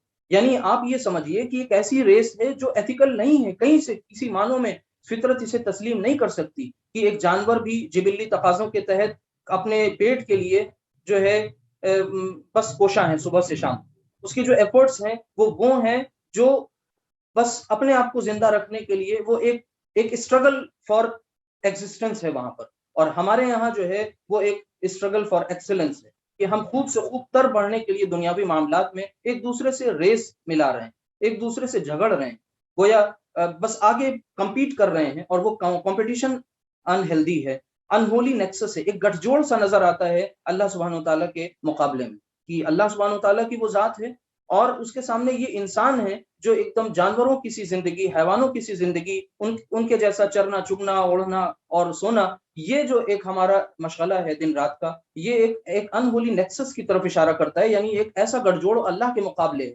اللہ سبحانہ وتعالیٰ ہمیں اس چیز سے بچا لے، ہمیں محفوظ فرما دے، ایسا نہ ہو کہ اس کا عذاب اس کی ہم پر آ پڑے اور ہم اس کا شعور بھی ہمارے اندر نہ ہو کہ اس کا عذاب جو ہے وہ ہمارے اوپر کالے بادلوں کی طرف جو ہے وہ اب آ چکا ہے، اور کسی بھی وقت کہیں پر بھی وہ برس پڑھنے کو بس بے قرار ہے۔ تو ہم اس حوالے سے یہ چیز سمجھنے کی کوشش کریں کہ جو ریل جو سکسیس ہے وہ ہمیں حی علی الفلاح میں بتائی جا رہی ہے، اور یہ جو حقیقی کامیابی ہے اس کی طرف نشاندہی کی جا رہی ہے سورہ آل عمران میں، سورہ نمبر 3 آیت نمبر 185 میں، کہ کل نفس ذائقۃ الموت، کہ ہر ایک نفس کو، جاندار کو موت کا مزہ چکھنا ہے۔ وَإِنَّمَا تُوَفُّونَ أُجُورَكُمْ يَوْمَ الْقِيَامَةِ وَمَنْ زُحْزِحَ عَنِ النَّارِ وَأُدْخِلَ الْجَنَّةَ فَقَدْ فَازَ وَمَا الْحَيَاةُ الدُّنْيَا إِلَّا مَتَاعُ الْغُرُورِ۔ ہم دنیا میں کامیابی، تو میں یہ عرض کر رہا تھا کہ حقیقی کامیابی کیا ہے؟ سورہ آل عمران کی آیت کی روشنی میں، سورہ نمبر 3 اور آیت نمبر 185، کہ ہر ایک جاندار کو موت کا مزہ چکھنا ہے، اور اس کا جو قیامت کے دن اسے اپنا پورا اجر ملنا ہے۔ اور آگے جو بتایا گیا کہ فمن زحزح عن النار وادخل الجنۃ فقد فاز، کامیابی اسے ملی جو جہنم سے یعنی آگ سے نکال لیا گیا اور باغ میں داخل کر دیا گیا، کہ وادخل الجنۃ فقد فاز، یعنی اگر ہم آگ سے نکال لیے گئے یعنی جہنم سے بچا لیے گئے اور جنت میں داخل کر دیے گئے تو پھر ہم کامیاب ہیں۔ اب ہم نے دنیا میں کیسی بھی زندگی گزاری ہو، لیکن اگر یہ مرحلہ ہمارے سامنے، اللہ نہ کرے اگر ایسا مرحلہ اگر نہ پیش آیا، تو یقین مانیے کہ یہ دنیا آگے بتا دیا گیا وَمَا الْحَيَاةُ الدُّنْيَا إِلَّا مَتَاعُ الْغُرُورِ، کہ جس دھوکے کا سامان جو تم اکٹھا کر رہے ہو، دنیا کی زندگی کچھ نہیں ہے، محض ایک دھوکے کا سامان، متاع الغرور، اور یہ متاع الغرور تم اکٹھا کر رہے ہو جس کی وجہ سے تم حقیقی کامیابی سے دور۔ تو ہمیں چاہیے کہ ہم اس باریک سے فرق کو سمجھ جائیں کہ ہمیں دنیا کس اعتبار سے اور کس حد تک ہمیں یکجا کرنی ہے، اکٹھا کرنی ہے، کس اعتبار سے دنیا کو برتنا ہے، کیسے معاملات کرنے ہیں، کس طریقے سے یہاں پر اپنے لیے زاد راہ ہمیشہ ہمیش کے سفر کے لیے اکٹھا کرنا ہے، تاکہ ہماری اخروی زندگی ہمیشہ ہمیش کی زندگی کامیاب ہو جائے اور ہم ناکام و نامراد ہونے سے بچ جائیں۔ ہمیں اس چیز کو اپنی موت سے پہلے اس چیز کو ایکسپلور کرنا ہے، اس چیز کو تلاش کرنا ہے، اور ہمیں ایسی صدائیں ہر دور میں لگائی جاتی ہیں کہ ہم اس صدا کو لبیک کہنے والے بن جائیں، جہاں پر ہم اس حقیقی کامیابی کو حاصل کر سکیں۔ اور اسی طریقے سے یہ جو فلاح ہے، حی علی الفلاح کی جو صدا ہے، اس میں آخرت کا جو کانسیپٹ ہے وہ بہت اسٹرانگ ہے۔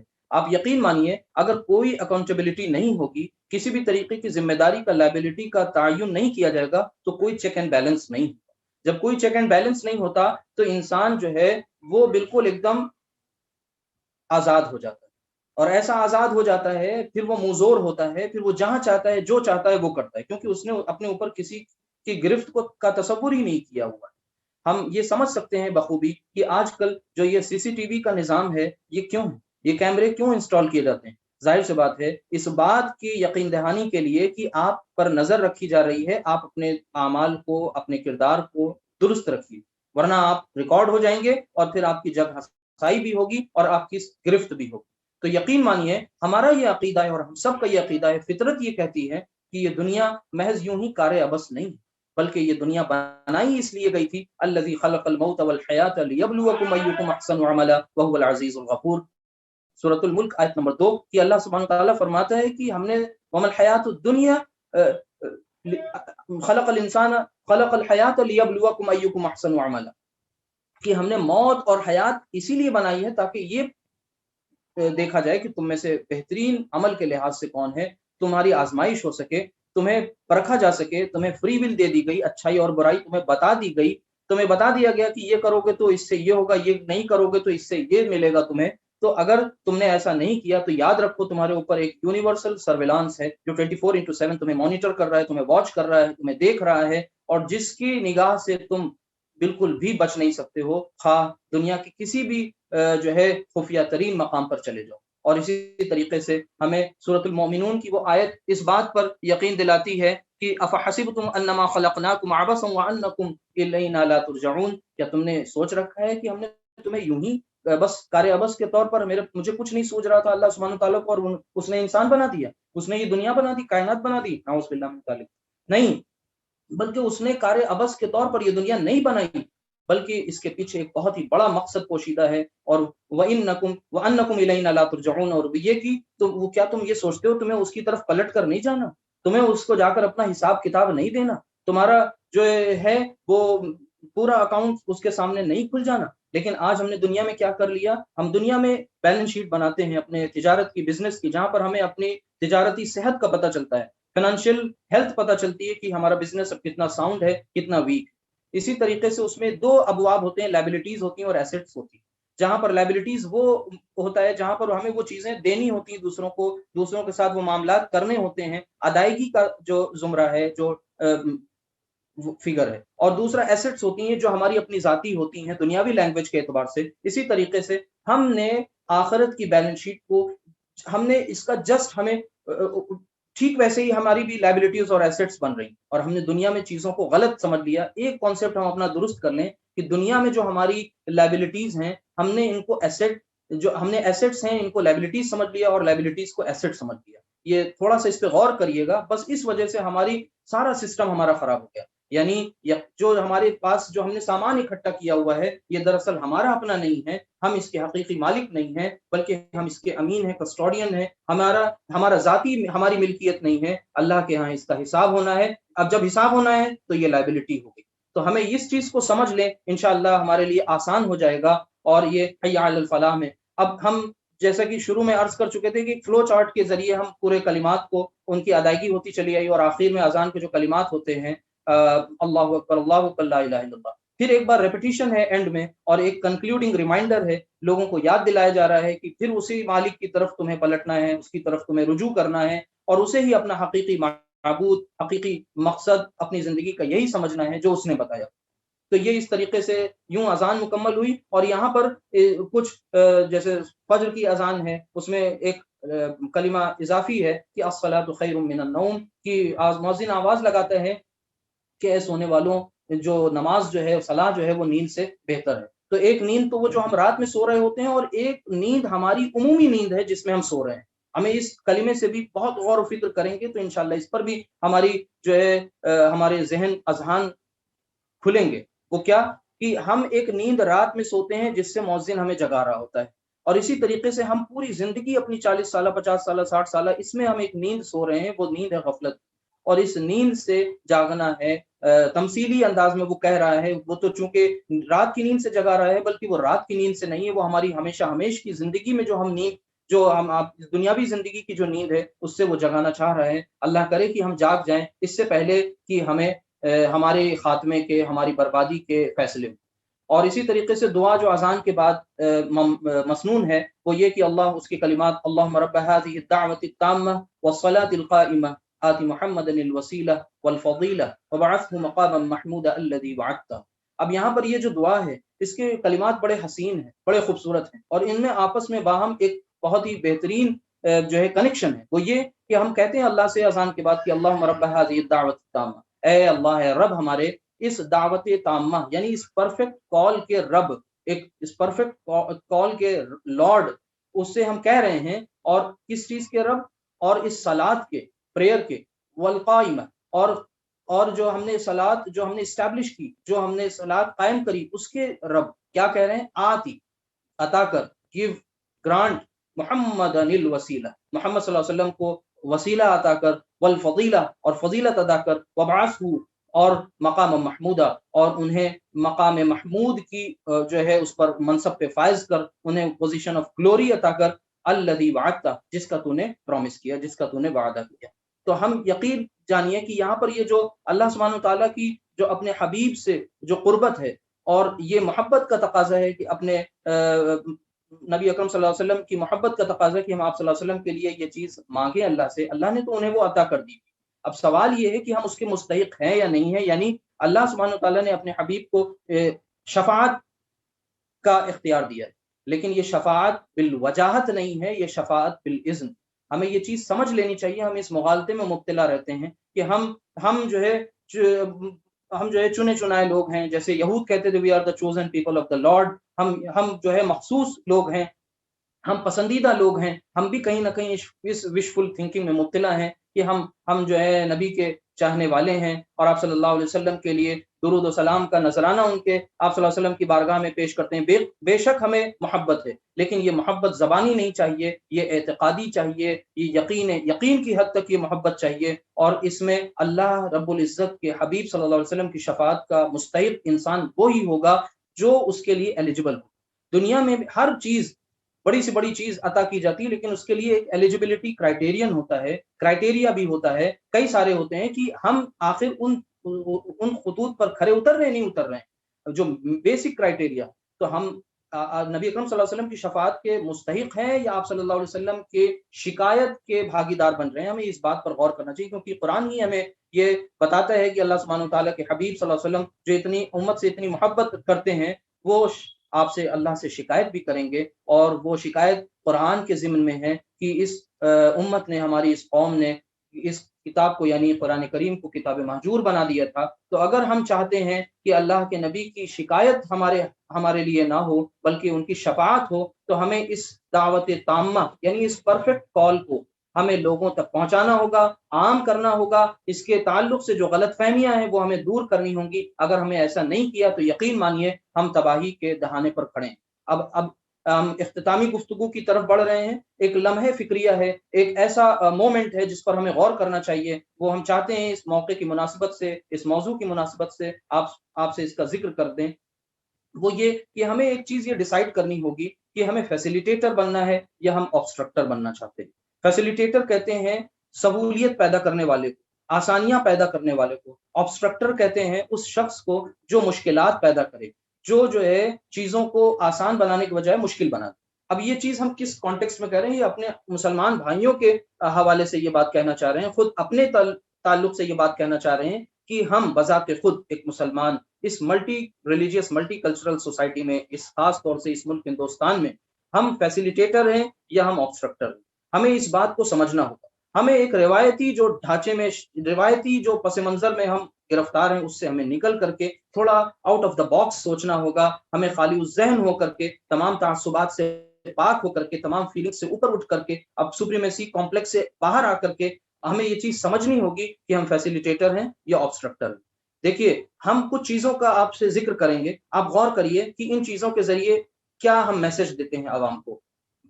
عوام سے مراد پوری ملک کے پورے تمام باشندوں کو، تمام سٹیزنز کو، کسی بھی مذہب کو۔ جیسے ہم نماز ادا کرتے تھے کچھ عرصے پہلے تک کے روڈز پر، آپ یہ دیکھیے پچھلی بار ابھی یہ فیصلہ آیا حکومت کا کہ اب نماز روڈ پر نہیں ہوگی، شاہراہ کو گھیر کر کے، گلیوں کو گھیر کر کے نمازیں نہیں ہوں گی، تو ہم نے وہ چیز مان لی۔ لیکن پہلے ہم یہ کرتے چلے آ رہے تھے، اور اس کو بڑے زوم کے ساتھ، بڑے فخر کے ساتھ یہ چیزیں کی جاتی تھی۔ واہ، بہت بڑا مجمع ہے، پوری سڑک پہ نمازی نمازی۔ یہ سوچ ہماری اپنی بھی تھی، کیونکہ ہم نے اس چیز کو اپنی شان سے، اپنی وقار سے جوڑ لیا۔ اسی طریقے سے جلسے جلوس ہوتے ہیں، ان میں ٹریفک ڈائیورژن ہوتا ہے، لوگ جلسے جلوس ہوتے ہیں، بہت سارے ایسے ضرورت مند ہوتے ہیں جن کو بہت زیادہ گھوم پھر کے جانا ہوتا ہے، اس دن ان کا زیادہ ایندھن بنسبت اور دوسرے دنوں کے خرچ ہوتا ہے، فیول۔ اسی طریقے سے کوئی بیمار اگر جا رہا ہے اور وہ ہاسپٹل کے راستے میں کوئی جلسہ جلوس ہے تو اس سے ڈائیورٹ ہونا پڑتا ہے اور بہت بڑے راستے سے ہو کر کے جانا پڑتا ہے. اس طریقے سے وہ ہو سکتا ہے اس کی جان تک چلی جائے، یا ہو سکتا ہے اس کو تدارک ٹریٹمنٹ نہ مل پائے ویسا جیسے اسے ملنا چاہیے تھا.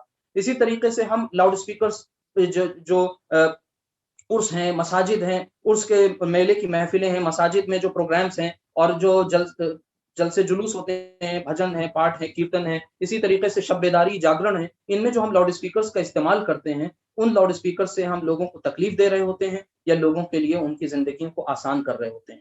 اسی طریقے سے ہم یہ دیکھتے ہیں کہ نماز جنازہ عموماً سڑک پر پڑھی جاتی ہے، اور وہ بھی روڈ کو گھیر کر پڑھی جاتی ہے. اور وہ نماز جنازہ جو اس انسان کے لیے آخری ایک طریقے سے نماز تھی جو ادا کی جاتی ہے، یعنی ایک مغفرت کی شکل میں اس کے لیے دعائیں مغفرت کی جاتی ہے اس نماز میں، اور وہ اتنی کیجولی یوں سمجھ لیجیے اتنا انفارملی اس کو پڑھا جاتا ہے کہ جو 4 تکبیرات جو ہیں اس میں جو دعائیں ہیں مسنون جو پڑھنی چاہیے، اور جو اس میں اللہ سے اس وقت جو کنیکشن ہونا چاہیے خود اس شخص کے جو فوت ہوا ہے اس کے متعلقین کا، وہ کیفیت ہونی چاہیے، اس صدق دل سے وہ تھوڑی دیر کھڑے ہو کر اس کے لیے جو دعا کی جانی چاہیے، اس کو آخری ہدیہ، آخری تحفہ، آخری نذرانہ اس کے لیے ہوتا ہے اس دنیا میں، جبکہ وہ اس زمین پر مرنے کی حالت میں ابھی موجود ہے. اس کے بعد تو وہ دفنا دیا جائے گا، پھر وہ برزخی زندگی میں چلا جائے گا، وہ نہیں ہو پاتا، اور وہ جنازے کی نماز صلاۃ الخوف بن جاتی ہے. نہ جانے کتنی جلدی 1-2 منٹ میں وہ 4 تکبیریں ہو جاتی ہیں، اور اللہ اللہ خیر صلی اللہ، اور وہاں پر سے وہ کیفیت ہی نہیں پیدا ہونے پاتی. اور اسی طریقے سے ہماری تجارتی جو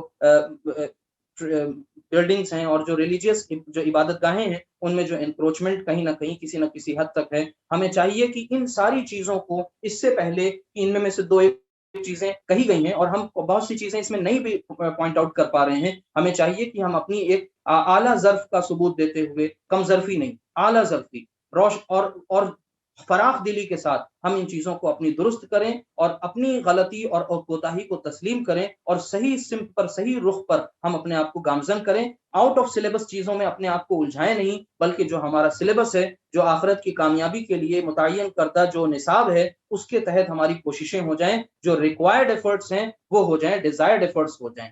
تو ہم یاد رکھیے کہ ہمارے مذہب سے، ہمارے دھرم سے اگر کسی کو تکلیف پہنچ رہی ہے تو وہ ہرگز کبھی دھرم نہیں ہو سکتا، مذہب نہیں ہو سکتا. اور یہ ہمارے لیے بہت شرم کا مقام ہے کہ ہمیں یہ کہا جا رہا ہے کہ تم روڈوں پر نماز نہ پڑھو. ہمیں پہلے سے ہی اس بات کا انتظام کرنا چاہیے تھا. ہم اپنے گھروں کا تو ایکسپینشن کرتے ہیں جو فیملی بڑھتی ہے، ہم اپنے تجارت میں ایکسپینشن کرتے ہیں، جو اسٹیبلشمنٹس میں اضافہ کرتے ہیں، لیکن ہم کیا مساجد میں اضافہ نہیں کر سکتے؟ کیا ہم ان میں شفٹ وائز نماز نہیں پڑھ سکتے؟ ہم نے کتوں اپنے آپ کو اتنا ریجڈ کر لیا کہ ہم پر لوگ انگلیاں اٹھانے لگیں، اور پھر ہم ان کی انگلیاں اٹھانے کی بنیاد پر خود اپنے آپ کو درست خطوط پر لائیں یا مجبور ہوں. یہ کتنی عجیب سی بات ہے، یہ شرم کی بات ہے. اللہ سبحانہ وتعالی ہمیں سمجھ کی توفیق دے دے. اب اسی کے ساتھ ساتھ جو ایک لاؤڈ اسپیکر کا جو معاملہ چل رہا ہے، اس کے حوالے سے ایک قرآنی معجزہ ہے، قرآنی میریکل ہے، دل چاہتا ہے آپ کے ساتھ شیئر کر لوں. وہ یہ کہ یہ طے ہونا کہ آواز کتنی ہونی چاہیے، کتنے، تو ہم جانتے ہیں کہ نوائز جو ہے، وائس جو ہے، وہ ڈیسیبلز میں اس کو ناپا جاتا ہے. اور قرآن کریم اس حوالے سے ہماری رہنمائی کرتا ہے کہ پہلے تو لاؤڈ اسپیکرز نہیں ہوتے تھے، اذانیں تب بھی کہی جاتی تھیں، اور نمازیں پھر بھی وقت پر ادا کی جاتی تھیں. تو قرآن کریم میں سورہ لقمان میں جو اللہ سبحانہ وتعالیٰ نے گدھے کی مثال دی ہے کہ ان انکر الاصوات اصوات لصوت الحمیر، کی جو سب سے بری آوازوں میں یقیناً جو سب سے بری آواز ہے، ڈسگسٹنگ ہے وائس، وہ جو ہے ڈنکی یعنی گدھے کا جو ہے چیخنا چلانا، جو اس کی آواز ہے، وہ آواز کو سب سے زیادہ ناپسندیدہ کہا گیا ہے. اور ایکسپرٹس ہمارے یہ کہتے ہیں کہ جو گدھے کی آواز ہوتی ہے وہ 80 یا اس سے زیادہ ڈیسیبلز ہوتی ہے آواز. اور قرآن کریم اور ایکسپرٹ ساتھ میں یہ بھی کہتے ہیں کہ جو انسان کے لیے تکلیف دہ آواز کا جو پیمانہ ہے وہ 85 ڈیسیبلز کے قریب ہے، یعنی 80-85 ڈیسیبلز کے قریب آواز جو اس کے لیے ہے وہ ہارمفل ہے، یا یوں سمجھ لیجئے اس کے لیے پریشانی کا باعث. اب آپ قرآن معجزہ دیکھیے، اللہ سبحانہ وتعالیٰ نے تو ہمیں پہلے ہی اس بات سے آگاہ کر دیا تھا، بتا دیا تھا. وہ بات الگ ہے کہ ہم قرآن میں اس قرآن کی آواز کو کہ غور و فکر کرو، اس پر ہم لبیک نہیں کہہ رہے ہیں.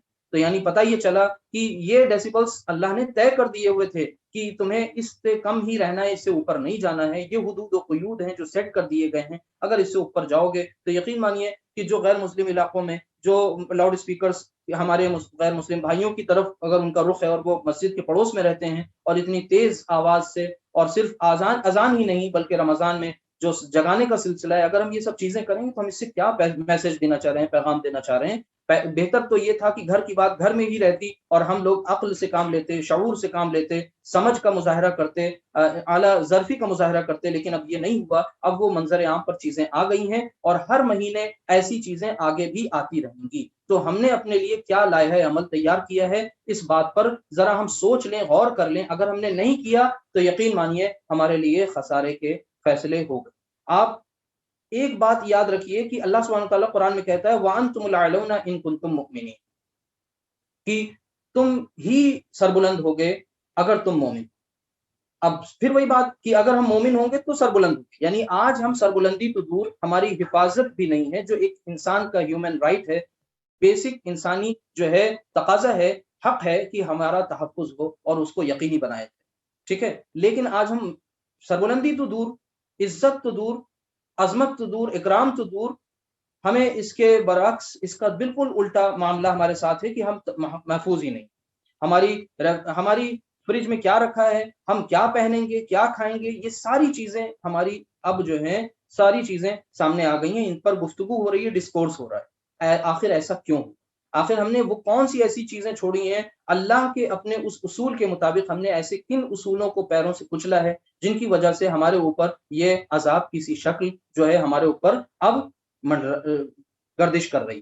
وہ چیز ہمیں سمجھنی. یاد رکھیے کہ ہمیں ایک بات بہت اہم ہے جو سمجھنی ہوگی کہ اللہ تعالیٰ کا ارشاد قرآن میں ہے وَأَمَّا مَا يَنْفَعُ النَّاسَ فَيَمْكُثُ فِي الْأَرْضِ، جو کوئی بھی چیز بھی زمین میں نفع بخش ہوتی، فائدہ مند ہوتی، سود مند ہوتی، جس کے اندر لوگوں کے لیے یوٹیلیٹی ہوتی، یوزفل ہوتا ہے، یوزفلنس ہوتی ہے، تو اس چیز کو اللہ سبحانہ و تعالیٰ زمین میں دوام عطا فرماتا ہے، اسے باقی رکھتا ہے، اسے جو ہے زمین میں جما دیتا ہے، استقامت عطا کرتا ہے، باقی رکھتا ہے.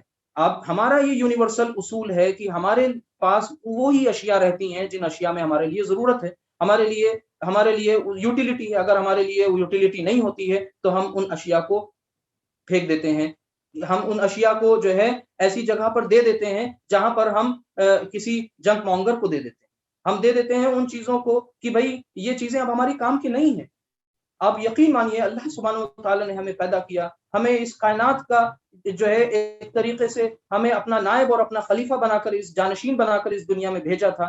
یہاں پر ہمیں اللہ کے نظام کے قیام کی جدوجہد، اس کی کوششیں کرنی تھیں اپنے اوپر، سب سے پہلے اپنی ذات پہ. ہمارے اپنی ذات پر وہ چیزیں ہم ان سے دور ہوتے چلے گئے. ہماری سوشل لائف، ہماری اکنامک جو لائف ہے، ان چیزوں میں اللہ دور دور تک ہم نے اس کو شامل نہیں کیا. اس ایشور، اس خدا کو، اس لارڈ کو، اس پرمیشور کو، اس ایشور کو ہم نے اپنے یہاں جگہ بالکل نہیں دی. یہ سب سے بڑا جو ہمارے لیے ٹریجڈی ہے. اب اس ٹریجڈی کی بنیاد پر ہمیں جو کام کرنا تھا وہ فلاح کے اور خیر کے کام کرنے تھے، سراپا خیر بننا تھا. ہمارے اپنے عبادات سے بھی انہیں فائدہ پہنچے اور ہمارے اپنے معاملات سے بھی ان کو جو ہے فائدہ پہنچے. اگر ہم یہ کام نہیں کریں گے، یعنی ہم اپنی اس بنیادی ذمہ داری سے اگر روگردانی اختیار کریں گے، تو اللہ کے اور قرآن کے فیصلے کو ہم سن لیں چلتے چلتے، اور یہ کرو یا مرو کا مقام، ڈو اور ڈائی.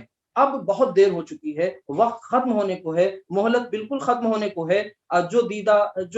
جو لوگ دور اندیش تھے، جہاں دیدہ تھے، انہوں نے چیزوں کا ایویلویشن کیا ہے اور چیزوں کو دلائل کے ساتھ، حقائق کے ساتھ، کیلکولیشنز کے ساتھ زمانے کے سامنے، لوگوں کے سامنے پیش کیا ہے کہ آخر کن چیزوں کو کرو گے تو اب بھی بچ سکتے ہو. وہ کیا ہیں؟ یقین مانیے ایک سب سے پہلے تو اللہ کی جو ہے جھڑکی ہم سن لیں. اللہ سبحانہ وتعالیٰ کس حد تک ڈانٹ پلا رہا ہے قرآن میں. کیا کہتا ہے سورۃ التوبہ کی سورہ نمبر 9 آیت نمبر 39 میں کہ الا تنفروا يعذبكم عذابا اليما ويستبدل قوما غيركم ولا تضروه شيئا والله على كل شيء قدير. کہ اگر تم نے فرار کی روش اختیار کری تو تم کو عذاب علیم یعنی دردناک عذاب ہے. کس چیز سے فرار ہونا ہے؟ اللہ نے جو ذمہ داری ہمیں دی اس چیز سے اگر ہم فرار ہو رہے ہیں، بھاگ رہے ہیں، تو ہمارے اوپر عذاب علیم یعنی دردناک عذاب کا کوڑا برسے گا. اور یہی نہیں کہ عذاب، بلکہ آگے بتایا گیا وَيَسْتَبْدِلْ قَوْمًا غَيْرَكُمْ، اور ایک ایسی قوم کو تم پر مسلط کر دیا جائے گا وَلَا تَضُرُّوهُ شیئا، اور پھر کوئی بھی چیز تم کو کہیں بھی طریقے کا جو ہے نفع نہیں پہنچا پائے گی. وہ جو ہے تم چاہو کہ اللہ کو اس کے برعکس ہم کوئی ضرر پہنچا دیں، نہیں ہو سکتا. واللہ علی کل شیء قدیر، اور اللہ ہر چیز پر قادر. اسی طریقے سے پیٹھ پھیرنے کا بھی مقام ہے قرآن میں. سورہ محمد سورہ نمبر 47 آیت نمبر 38 میں وَإِن تَتَوَلَّوْا يَسْتَبْدِلْ قَوْمًا غَيْرَكُمْ ثُمَّ لَا يَكُونُوا أَمْثَالَكُمْ، کہ اگر تم نے پیٹھ پھیری، اگر تم نے جو ہے اپنے فرائض سے کو اگنور کیا، تو یہ سمجھ لو تمہیں بدل دیا جائے گا ایک ایسی قوم سے، غیر قوم سے، جو تمہارے جیسی ہرگز نہیں. تو کیا ہم اس رسوائی کے لیے، اس ذلت کے لیے جو ہمارے اوپر آلریڈی ہے، اور ہم کیا آگے بھی اس کے لیے تیار ہیں؟ ابھی تو کم از کم ہم زندہ ہیں، ہم تائب ہو سکتے ہیں، پلٹ سکتے ہیں، ہمارے پاس وقت ہے، فرصت ہے. اب اس کے بعد اگلا مرحلہ جو آئے گا وہ فرصت کا نہیں ہوگا. یاد رکھیے اللہ کے جو فیصلے ہوتے ہیں وہ اس دنیا میں فزیکل فینومینا آف نیچر کے تحت، یعنی قدرتی جو نظام ہے اس نظام کے تحت، جو دنیا کا نظام ہے اس کے تحت وہی چیزیں ہوتی ہیں. یعنی لوگ کرتے ہیں، اس کے جواب میں کام ہوتا ہے. اور جو عالم خلق ہے، اللہ کا حکم جہاں پر اسی طریقے سے نافذ ہے، وہاں پر انسان اللہ تعالیٰ ایک لفظ کن کے ذریعے ساری چیزیں کر دیتا ہے. یہاں پر ہم کوشش کریں گے تو ہماری حالت ہمارے بدلیں گے، اور اگر ہم نے کوشش نہیں کری تو بدلنے کے بجائے اور خراب تر ہوتے چلے جائیں گے. اور یہ کیا کم ضلالت کی بات ہے، یہ کیا کم ہمارے لیے ذلت کی اور رسوائی کی بات ہے کہ اللہ تعالیٰ ہمیں جو ہے وہ ایک ایسی قوم سے بدل دے، یعنی معزول کر دے، دوسری جگہ، ہماری جگہ دوسرے لوگوں کو لے آئے، اور ہمیں جس کام کے لیے معمور کیا تھا، ہمیں جس منصب پر فائز کیا تھا، اس سے ہمیں کسی کی کرسی پہ کسی کو بیٹھانا اور اس کے بعد اس کی کرسی کو کھینچ لینا، اس سے زیادہ ذلت آمیز شاید ہی کوئی بات ہوگی. تو ہمیں چاہیے کہ ہم قرآنی ان آیات پر غور و فکر کریں، اور اس کے بعد پھر یہی کرو یا مرو کا مقام ہے. اور اس کے لیے اس میں بھی ہمارے لیے ایک امید کی کرن وہ یہ ہے کہ سورۃ البقرہ کی آیت نمبر 160 ہے کہ الا الذین تابوا واصلحوا وبینوا فاولئک اتوب علیہم وانا التواب الرحیم.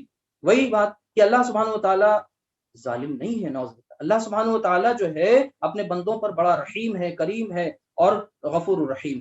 وہ کہتا ہے کہ اب اس عذاب سے وہ لوگ بچ جائیں گے جنہوں نے توبہ کری. الا الذین، سوائے ان لوگوں کے، تابو، جنہوں نے توبہ کی، واصلحوا، جنہوں نے اصلاح کری، وبینوا، اور جنہوں نے بیان کیا. یعنی سب سے پہلے اس پورے یہاں پر ایک الگورتھم ہے، ایک فلو چارٹ ہے ہمارے سامنے، ایک یکے بعد دیگرے ہمیں کیا کرنا ہے وہ اسٹیپس بتا دیے گئے اس آیت میں. کہ سب سے پہلے تائب ہونا ہے، پلٹنا ہے، رجوع الی القرآن، رجوع الی اللہ، ففروا الی اللہ، اللہ کی طرف جو ہے وہ پلٹ جاؤ. یہ صدا اور یہ ندا لگائی جا رہی. اور بعد اللہ کی طرف پلٹو، اپنی سابقہ زندگی پر ندامت ہو، اپنی پر شرمندگی ہو، پشیمانی ہو، اور توبہ کرو، توبہ کی روش اختیار کرو. اور وہ توبہ صرف قولی نہ ہو، وہ عملی توبہ ہے. اور عملی توبہ کا تقاضا ہی یہ ہے کہ وہ اصلح، پھر اصلاح کے کام میں لگ جاؤ، پھر اپنے ان چیزوں کو کرنے لگ جاؤ جس کی وجہ سے تم جو ہے نہ کرنے کی وجہ سے بدنام ہو.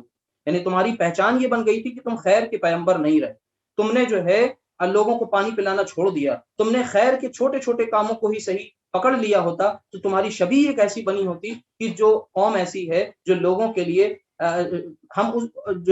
اپنا سب کچھ قربان کر دیتی، ان کی فلاح و بہبود.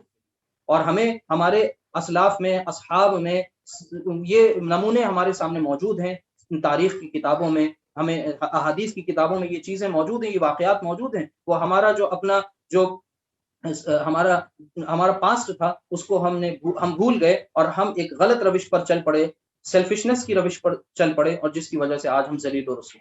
تو الا الذین تابوا، توبہ کی روش اختیار کرنا ہے، واصلحوا، اور وہ کام کرنے ہیں جو اب تک نہیں کر رہے تھے، اور اصلاح کا کام کرنا ہے، قولی طور پر بھی، عملی طور پر بھی. اور وبینوا، اور پھر اس کے بعد بیان کرنا. یعنی بیان تبھی ہوگا جب پہلے اصلاح ہوگی. پہلے تمہیں جا کر کے لوگوں کے بیچ میں ان باتوں جن سے ان کو غلط فہمیاں ہیں، ان کو تمہیں عملی طور پہ دور کرنا.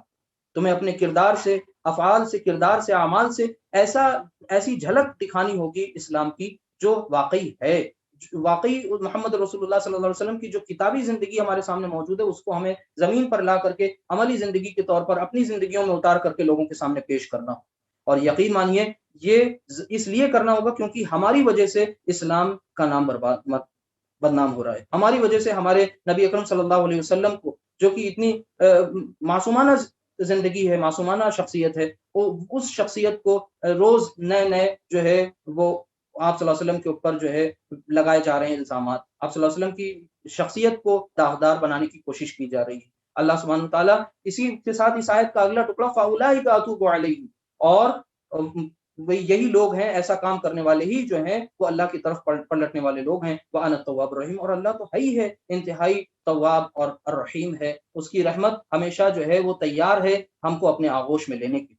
اب آخری ایک بات، بس اس کے بعد رخصت، وہ یہ کہ ہم کچھ گزارشات اس سیشن کے حوالے سے آپ کی خدمت میں پیش کرنا چاہتے ہیں۔ ہم سب اپنے اپنے لیول پر، اپنے اپنے استر پر، جو جہاں ہماری پہنچ ہے، ان حلقوں میں ہم یہ کام کریں۔ سب سے پہلے تو اذان کو کرنے کے بہت کام ہے، لیکن چونکہ اذان کے تعلق سے بات ہو رہی ہے تو اذان کو ڈیلیور کرنا کیسے ہے، اذان کے جو الفاظ ہیں ان کو ہم تجوید کے اصول کے ساتھ اس کو تیار کریں، یاد کریں، جو پرسکرائبڈ رولز ہیں ان کا خیال رکھتے ہوئے اذان کو یاد کریں، اور پھر اس کے بعد اذان کو آگے سے آگے بڑھ کر کے اذان دینے کی کوشش کریں، اور اس کے بعد پھر اس بات کو انشیور کریں کہ ہمارے جو اناؤنسرز ہیں، مؤذن حضرات ہیں، ان کی آواز میلوڈیس ہو۔ اچھے مؤذن کو مسجدوں میں رکھا جائے جن کی آواز اچھی ہے، جو قرآن کریم کی تجوید کو سمجھتے ہیں، تجویدی کے اصول کو سمجھتے ہوئے خوش الحانی کے ساتھ اذان دیتے ہیں، یہ تاکہ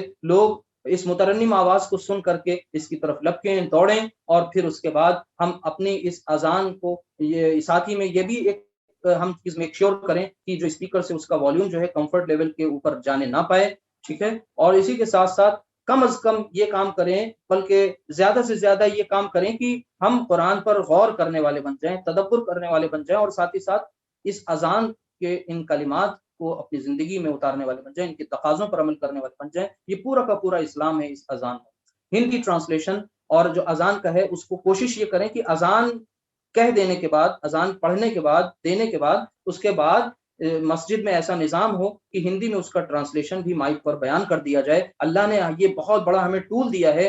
آج وہ چیزیں، ان چیزوں پر بات ہو رہی ہے جن چیزوں کو ہم چھپائے بیٹھے ہوئے تھے، خزانوں کے سانپ بنے بیٹھے ہوئے تھے، آج وہ ساری چیزیں منظر عام پر آ گئی ہیں۔ تو کیا ہم اس کا صحیح نیریٹو جو اسلام نے ہمیں بیان کیا، جو اللہ کے نبی صلی اللہ علیہ وسلم اپنی زندگی میں کر کے دکھا کے گئے ہیں، اور پھر اصحاب رسول نے کیا، کیا ہم وہ چیز صحیح طریقوں سے عملی طور پر پیش نہیں کر سکتے؟ آج تو ہمیں دعوت دی جا رہی ہے دوسری طرف سے کہ آؤ بتاؤ آ کر کے صحیح کیا ہے، کیونکہ جب غلط بتایا جا رہا ہے تو ہماری یہ ذمہ داری ہے کہ صحیح بتائیں اور صحیح کیا ہے۔ تو ہمیں اتنی اجازت ہے کہ ہم ایک پرسکرائبڈ والیوم کے تحت جتنا ایک کمفرٹ لیول سے زیادہ نہ جانے پائے آواز، اس پر رہتے ہوئے ہم اذان دیں خوش الحانی کے ساتھ مترنم آواز میں، اور پھر اس کے بعد جو ہے اذان کا ہندی ترجمہ پیش کریں، تاکہ انہیں یہ لگے کہ اس میں کوئی ایسی چیز نہیں ہے جس میں کسی کے دیوی دیوتا کو کوئی گالی دی جا رہی ہے، کسی کے ایشور کو، کسی کے بھگوان کو کچھ برا بلا کہا جا رہا ہے، بلکہ ایسا کچھ نہیں، یہی سب ان کے بھی عقائد ہیں، بس ہمیں الفاظ کا معاملہ ہے، لنگوسٹک بیریئرز ہیں جن کی وجہ سے ہم ان سے دور ہوتے چلے گئے ہیں۔ تو ہمیں چاہیے کہ ہم ان باتوں پر غور و خوض کریں۔ ایک بار چلتے چلتے ہم اذان کا ہندی ترجمہ بھی پڑھ لیں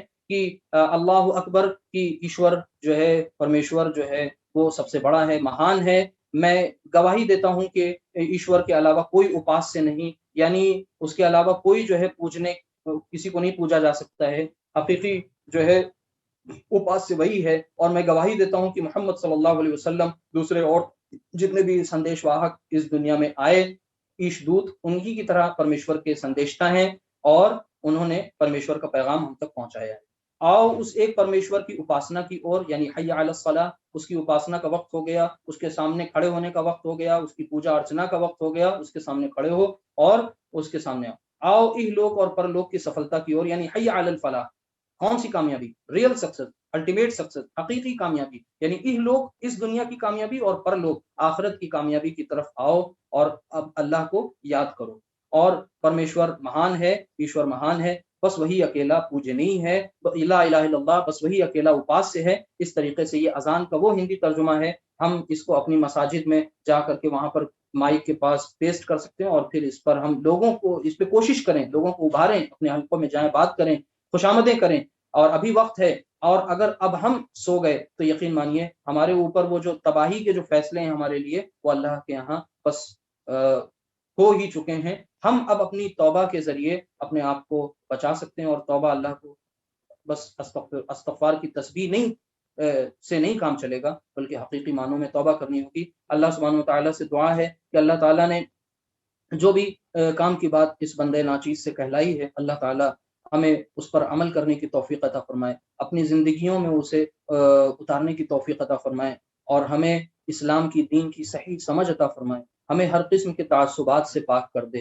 اور اللہ تعالیٰ ہمیں دین کے صحیح پیغام کو عام کرنے والا بنا دے، اور جو غلطی ہوئی ہے اس میں، خصوصاً اس سیشن میں کہیں پر بھی ان انٹینشنلی، اللہ تعالیٰ اسے معاف فرما دے۔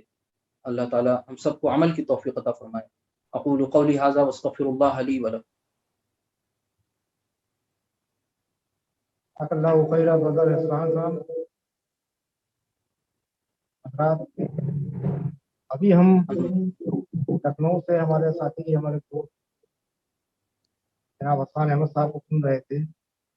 آپ نے بہت اچھی گفتگو کی، بہت تفصیل سے اذان اور اس سے متعلق چیزوں کو بیان کیا۔